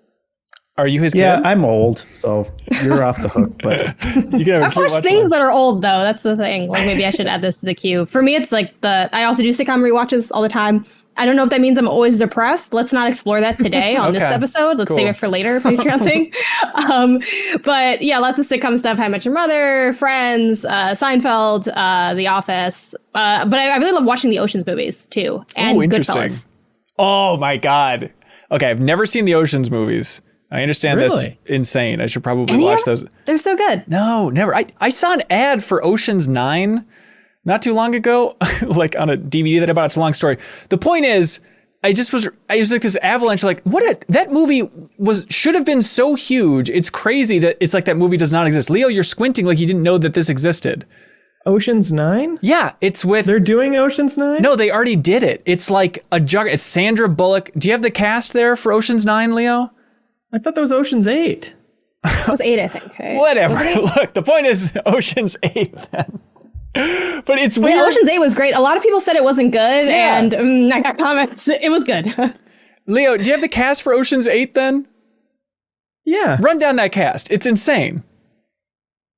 You got Mindy Kaling. Exactly. You got Sandra Bullock. You got Helena Bonham Carter, Kate Blanchett, Anne Hathaway, Rihanna, Sarah Paulson, Awkwafina, James Corden. I mean, who more do you need? It's just bizarre that the movie did not make more of a splash. Oh yeah, but It was big on airplanes. It was one of those. well, I wonder why that movie didn't make a splash. yeah. Yeah. But I love your Goodfellas. I mean, you're right. It totally is in that same ballpark of like Ghostbusters reboot, where it's like, all right, all women, boo, down with that. Where it's like, I heard, wasn't that reboot actually bad though? Like legitimately, the Ghostbusters it had a one? couple jokes that I liked, but it definitely was not. I have not thought about it since, and I don't think that's out of misogyny. Ocean's 8, Yeah, I don't think so really- either. It is possible for there to be an all-women thing that's bad, but Ocean's 8 is that one of them. It was really good. Okay. Ocean's 8 had a lot of parts that I didn't like because they were just like doing scenes from Ocean's 11. Yeah, I will say it kind of falls in that. Now this is an Ocean's podcast. It kind of falls in that that vein of maybe the people who don't like Force Awakens because it's too reminiscent. Right. It is very reminiscent of like an older movie, but I mean that's done intentionally. I think they have some fun flips. But if y'all want to do an Ocean's rewatch, hit me up. Next Patreon would. goal. Yeah, the commentary tracks. I'm so jealous, Hanson. Whenever you feel like you deserve to have a great time, just start watching those movies. Okay. All right. I Yeah, will. they're all. There's all no really fun. chance you won't like them. I love your Goodfellas one though, Janet. Like that's definitely one that once you get into that groove, if you stumble across it on TV, it's like, all right, now I'm sitting pretty. Or like on a flight, if I see they have Goodfellas, I'm like, I'll just watch the first 15 minutes and then, all right, I gotta watch the entire thing. It's just strange, dark comfort food. I think it's like my favorite movie ever. Yeah, great. Jeff, you gotta be a big Goodfellas fan, right? You're Mr. Yeah. Mobster. It's been a long time since I've watched it, and I have to make my wife watch it at some point. But Let your wife watch it. Here's something sweet. Killslayer in the Backstage Pass chat, Leo says, no joke, Leo's Who's Winning E3 series is one I go back to for a pick-me-up a lot. That's wonderful. Yeah. Thank you. Do you ever do that, Leo? Do you ever go back and watch your own stuff that's kind of funny because you get to see yourself in a good mood? I do. Especially when I'm like inebriated. I'll watch some of my old Yes. stuff and be like so proud. And it's like the first time I can really enjoy it is when it's been a year and I've forgotten everything in it, you know? I can enjoy it as somebody just seeing it for the first time. I'm totally with you. Like, you know, if I'm a little bit bummed out and I've had a couple drinks or a glass of wine and it's like Saturday night, 11:15, and I'm laying on the couch, I will absolutely put on like old videos that I was in or on. And it's a weird feeling, but it just makes you so much better, makes you feel better to see yourself laughing. And it's like the moment of like, oh, that's right. I can feel like that. Here's a bunch of recorded evidence of me having a good time. And, it's a blessing of this job. I think it's like a missed opportunity to not revisit that stuff. Yeah. Eric Merrill writes in and asks, what are the origins / history of your screen names? I made Atacopi in 6th grade for my email because I like tacos and pie, but Taco P was taken. All right, that's good. I mean, that's what you need to do to come up with something that won't be taken in the future. Yeah, Yozetti, I've talked about before. It's like my Twitter handle, but it's just with Age of Empires 1 playing online. I'm sure I tried like Ben Hansen. What do you mean it's taken? That name's so original. And so then I was trying to come up with what's the weirdest name or word I could create here, and I came up with Yozetti. Hanson, do you remember one time a long time ago at GI when I was yelling at you about something and I called you Yozetti? Yes, I do remember that. Instead of Hanson. That was really weird. Yeah, and I was really embarrassed by it, and I still think about that all the time. I don't know why that has stuck in my head. God, I wish we knew exactly what it was about, because it's very much exasperated. Like, Yozetti, like, we can't Yozetti, just... I was like, oh, crap. But then before that, I used... I was a pretty clever kid. So, like, early internet days, I used Space Goat as my name. Like, I think I saw the word scapegoat, and I was like, of course! If I rearrange letters, it's something cool. And it was kind of... Does anybody else got a good story behind their name? My name is usually Leo Vader, but sometimes it's leovader.com. And when I was playing The Last of Us, there was a time where we had a group of 3 and we ended up squatting up with our 4th being this like 10-year-old who was hilarious. And he kept reading my name, leovader.com, as Lavanderdon. Just really running through it. And so a couple screen names since then have been Lavanderdon. That's perfect. And have you been Game Onesis forever, Janet? I think I started that a few years ago. Before that, I didn't really have a gaming username because not a big online player. Game Onesis I want something gaming related. I wanted something that pulled off, that like was kind of unique sounding. So I took it from Dionysus, or Dionysus, depending on how you pronounce it, because I liked mythology. And I like drinking. I do like wine, but I like beer probably more than wine. So I'm like, okay, Game Onesis, Dionysus, we're going to put it together. And it worked out pretty well. I get it on pretty much everything. If you're listening to this, please don't try to steal it to be petty, because that's mean. Yeah, when they announce all the new platforms at E3, seriously, don't steal it. Be cool. Luca Risksigno writes in and asks, what is the happiest you've ever been playing a game? Whether it was overcoming a difficult challenge, playing a long-anticipated game on release day, or everything aligning just right. For me, it was playing Super Mario Galaxy for the first time with my son. The game, the music, everything about it was perfect. Not sure anything about that. Anything will ever top it for me. That's very good. Does anybody have a go-to memory for the happiest you've ever been playing a game? The first thing that comes to mind, this might not still be the happiest I've been, because I'd have to think about it longer, but I have a really fond memory of playing Dragon Ball Z Budokai with my brother. We had rented it from Blockbuster. And we played like the hell out of it because it was our only time with the game. I remember playing until our hands hurt. And at the time thinking, wow, that's so much gaming for your hands to hurt. And if future me could not. Like looking back, I'm like, oh, honey, that's going to be a lot of your adulthood. But yeah, a combination of that. And then this memory kind of blends together. But again, playing like Madden 03 or something on the GameCube as well, or whatever year it was. And my brother, like he was off from work that day. And he bought a crate case of the little White Castle hamburgers. And we got a crate case. We went to his room and then we just ate little burgers and played Madden all day. And my nerd heart was so content. My small little nerd heart. So those are my fondest memories. It grew 2 sizes that day. That's good. Like I like the combo of food. I feel like that can really sink it in. Like I think... It's what E3 is missing. I think you're right. I also thought of like Super Mario Galaxy, where it's like, I remember right when that game came out, going over to best friend Ronnie's house, like his childhood home. And we had like just these small little pizzas from our hometown and like cracking into that game for the first time. It's like, this is about as good as it gets. It's like jumping into a new Mario game where the reviews were like off the frickin' charts. Leo, can you think of anything? I think if you measured my brain activity to chart happiness, it would have been the highest it would have ever been is for sure just like some Siege ranked match with friends winning in overtime with like a full stack of friends where we're like, we've had plenty of great comebacks where we really had to work together, and like the digital handshaking that goes on after that of like, you did so amazing there, you saved my ass in that round. That's why I stuck with that game for so long, is because that makes me happier than like anything. Oh, I mean, on that front, we are kissing this game's ass a lot, but I do feel like Rock Band is another one. Like if you're in a good drunken rock band groove, singing with your friends, like Beatles Rock Band, singing Get By Without Help My Friends with your friends, like, wait, we're going to compare that to like playing some Metroidvania? Come on, get out of here. Like you can't top that on the happiness meter. Yeah, that's Beat Gaming. Yeah, Beat Gaming. I would also throw in GoldenEye, because that was kind of our like high school, every day at a friend's house after high school, just playing matches and matches of that forever. Yeah, those were sure. Good times. And then one time I played that with my brother and his friends who were in college at that point, and I got drunk.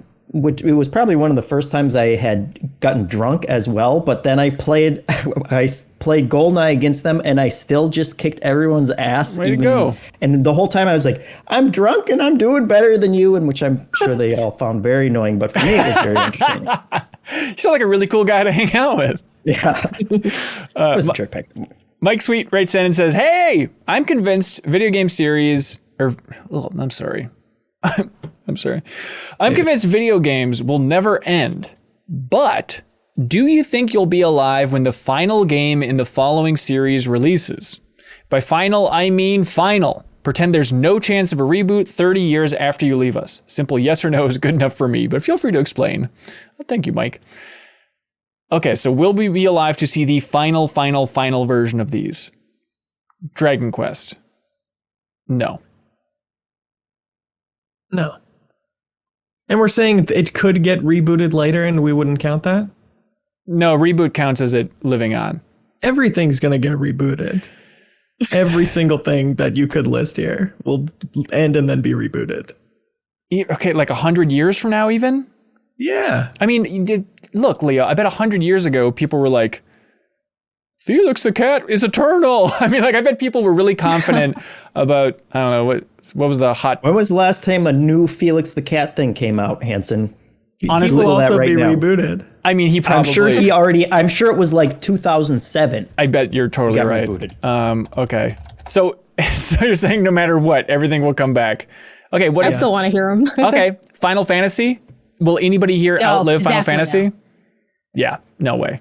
0%. I bet Final Fantasy VII Remake won't be completed and we'll all be dead. Okay, here we go. Support that bet. There was a revival of Felix the Cat in 1953, if we all recall that big moment. It was kind of like, it was a juggernaut.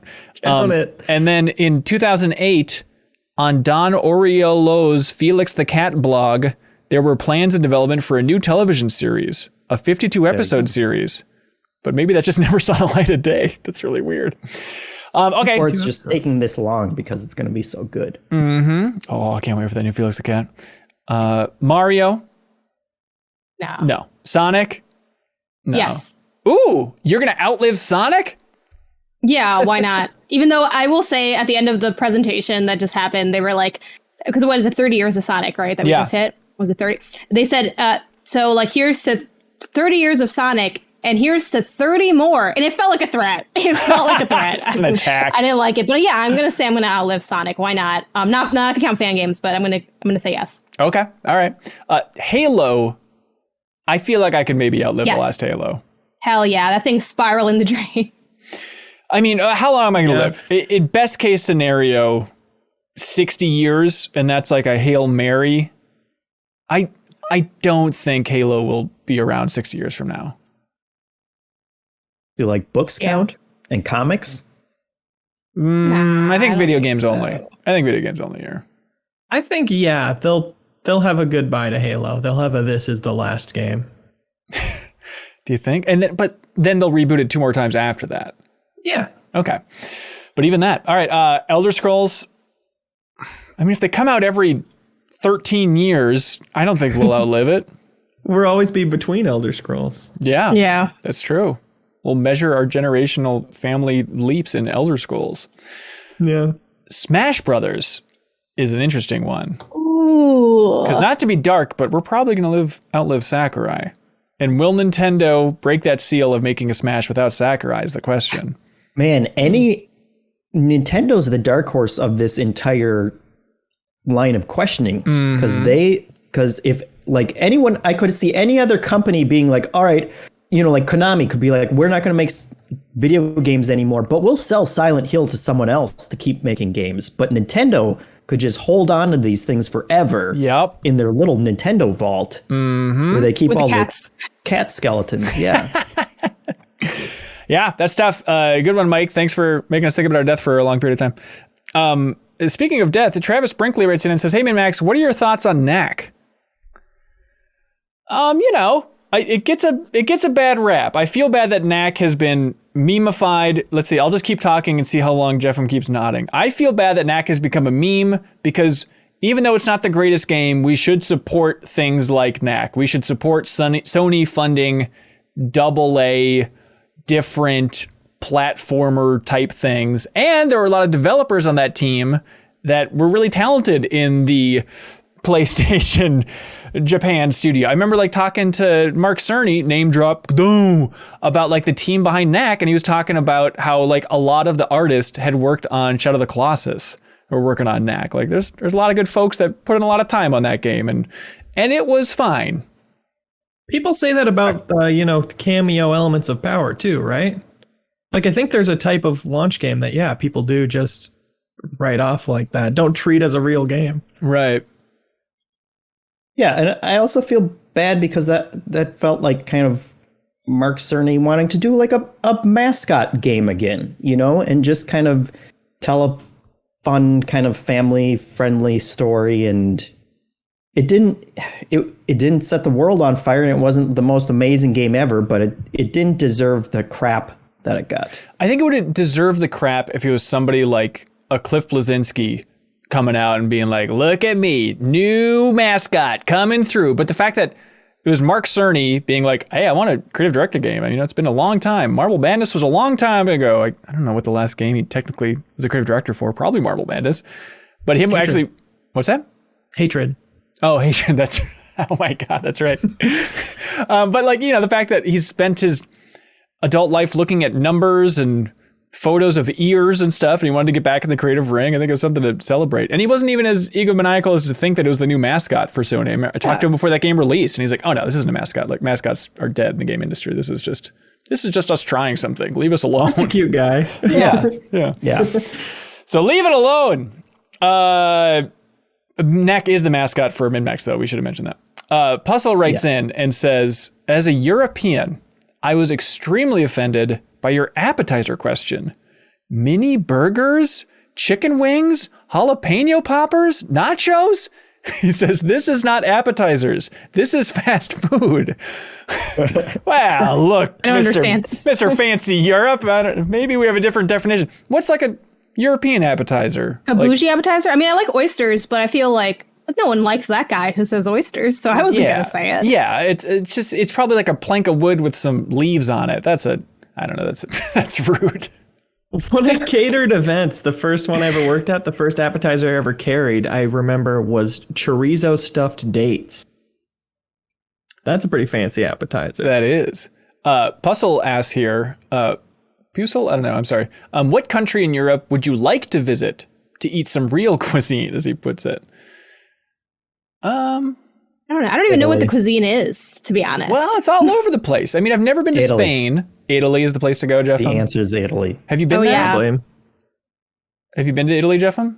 No, that's on my bucket list. I'm actually stealing that because yeah, I also want to go to Italy. Yeah. I forgot. Jeff, that's shocking. Do you think you'll ever get to go to Italy? Do you think there will be a time in your life? Yeah. When? How old will the kid have to be? Let me know when you're booking the ticket. We can go on the same flight. Right. We don't have to hang out, but we can just sit next to each other, maybe. Well, yeah, bring your Switch. We'll be those people. Turn into content. Hanson, why is that such a... Because it seems like one of those things that sounds great in theory, but what is the age for your kid where you're going to be now we're packing up and taking a trip to Italy? What's the best kid vacation age? Yeah, I don't care that much about whether he's enjoying it.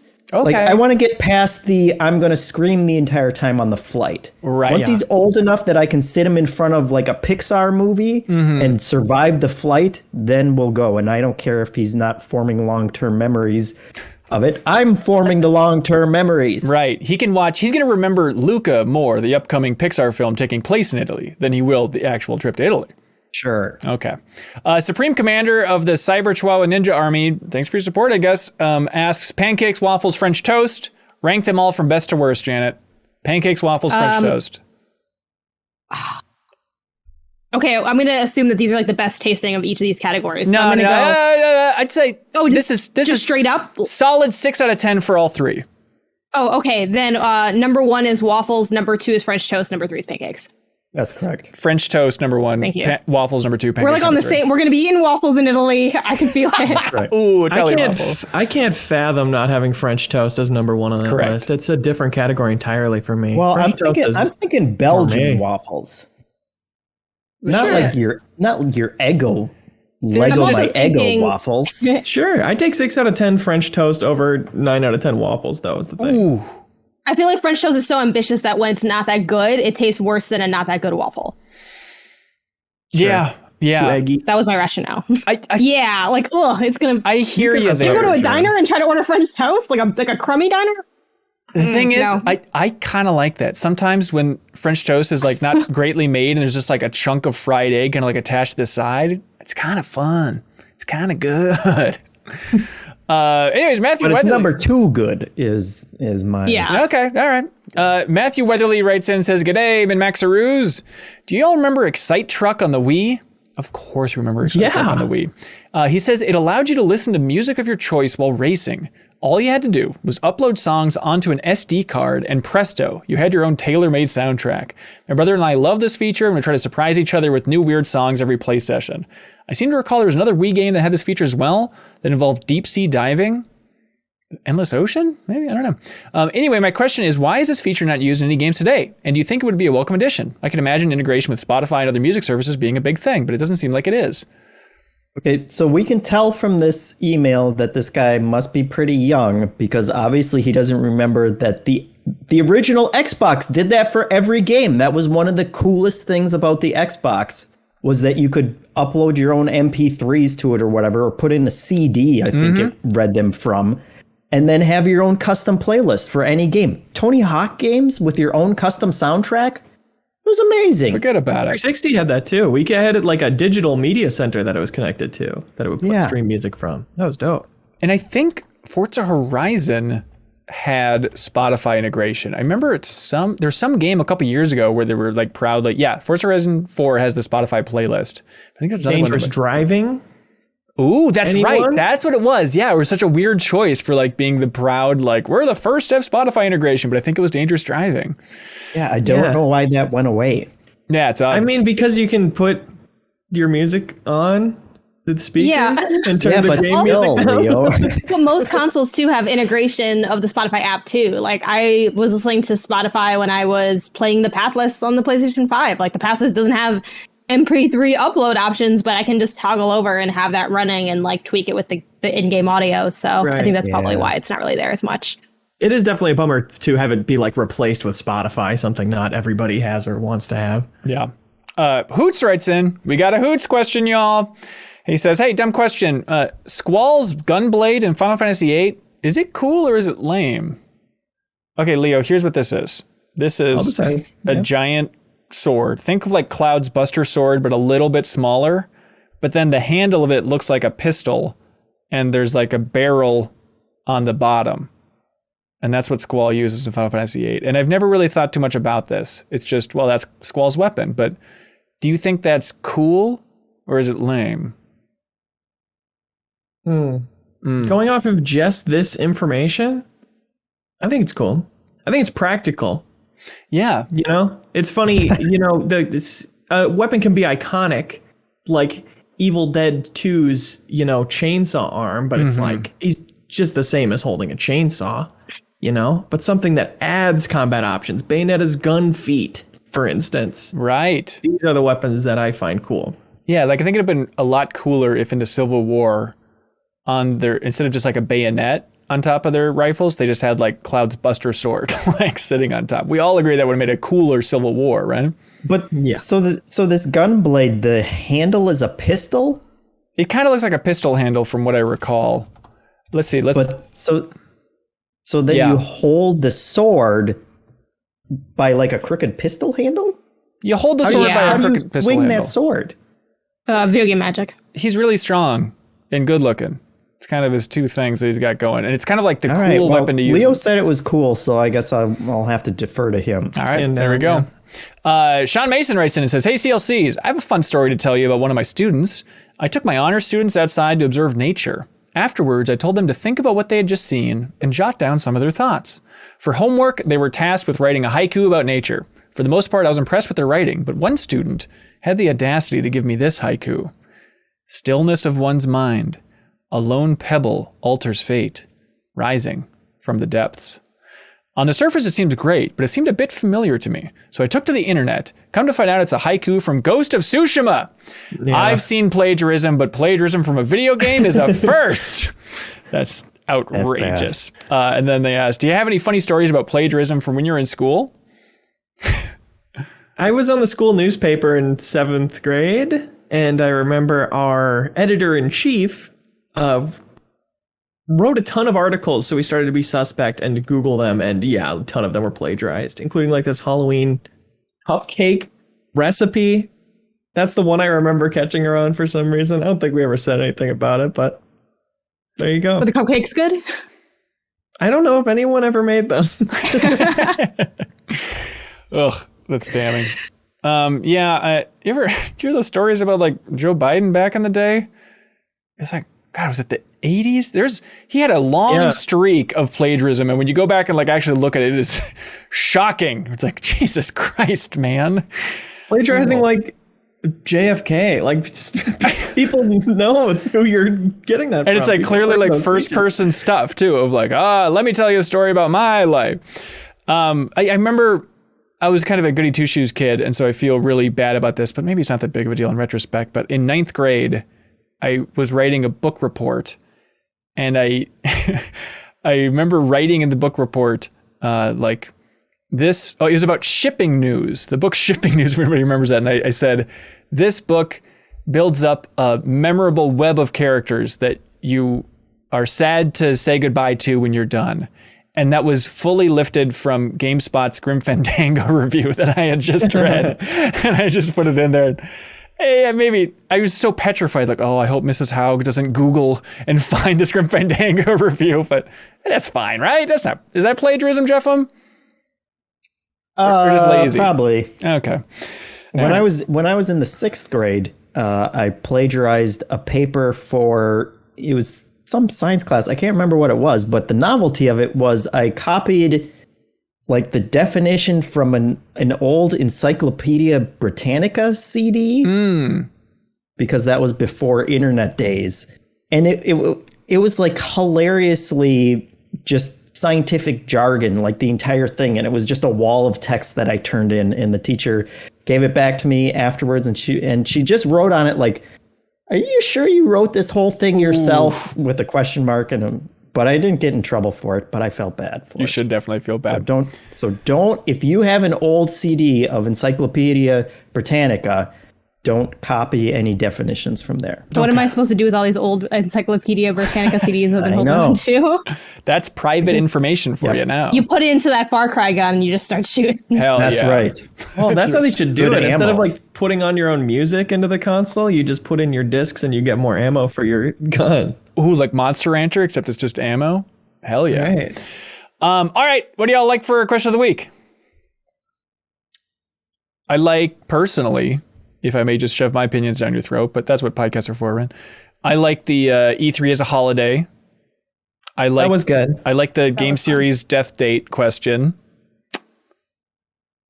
I like the happiest we've ever been playing a game. I like the gaming journalist hosting E3 for little industry stuff. Somebody have a strong thought this week?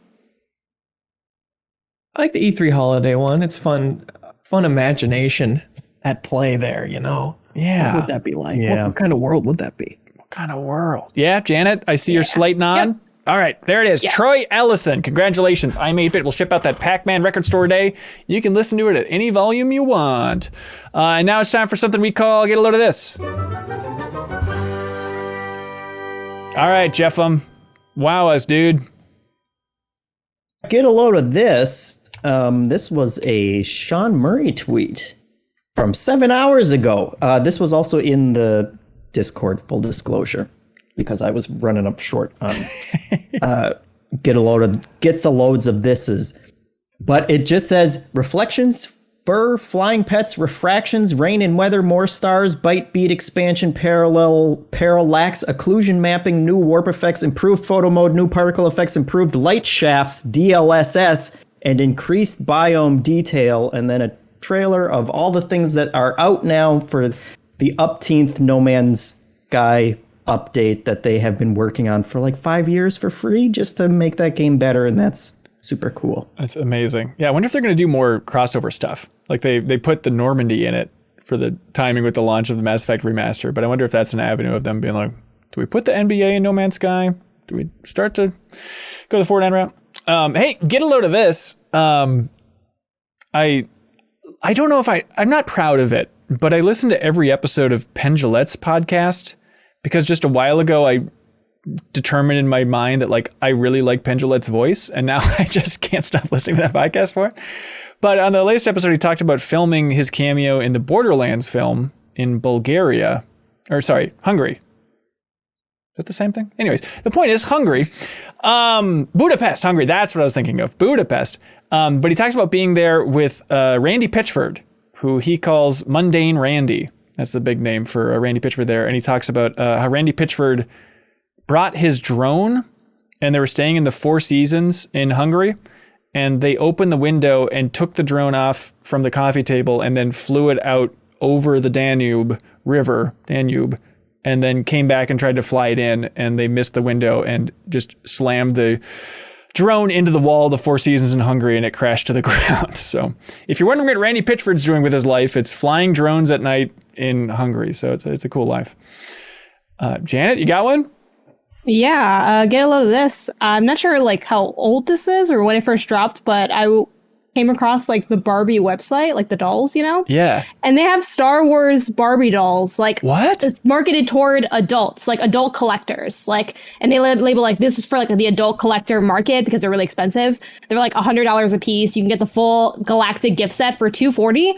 But these are like the dopest Barbie dolls I've ever seen in my life. I didn't even really play with dolls as a kid very much. I was more of a stuffed animal person.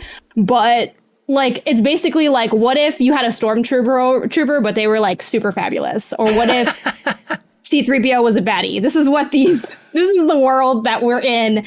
And I'm kind of here for it. So please look at them if you have not seen them. They have the fiercest Darth Vader I've ever seen. It's awesome. That's really good. Yeah, there's links below for all this stuff. Let's see, who did we get? Leo, get a load of this. It's a screaming combat mouse I saw in the Netflix original series Night on Earth.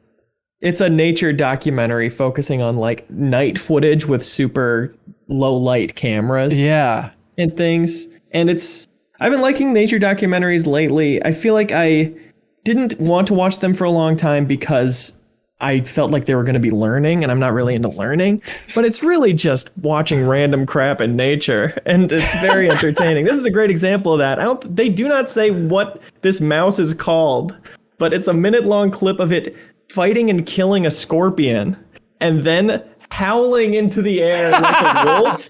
Except its howl is just like a perfect F-sharp note. It's just one consistent note. It is such a funny thing to watch. That's amazing. Jeff, I think that's what happened in Moss, too. Yep, that's the final cutscene in Moss. What have I done? But you got a community one, Jeff?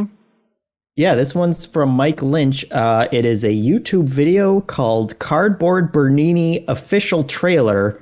And it's about a movie that examines the life and work of artist James Grashow as he spends 4 years building a giant cardboard fountain with the intention of putting it outside to dissolve. And when you see the fountain that he made out of cardboard, it's going to blow your mind. It's a guarantee. Click that link in the description, everybody. It looks like a very good documentary, but I haven't seen the actual documentary. But cool. The trailer itself is worth it.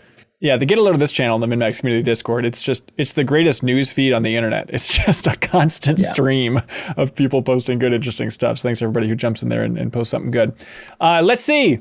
Plugs this week. We have MinnMax Plays coming up on Thursday. If you're listening to this or watching this very quickly, where, as a reminder, every Tuesday and Thursday, we're streaming on Twitch at twitch.tv/MinnMax Show. So we'd appreciate if you shot a follow our way. This Thursday, Janet, you're going to be playing a game? Yeah, I'm going to be playing Yoshi's Island. It's going to be awesome. Yeah. You said, I was messaging you about it because I love Yoshi's Island. You said that was the first game you ever played? It's the first game I can remember playing. Okay.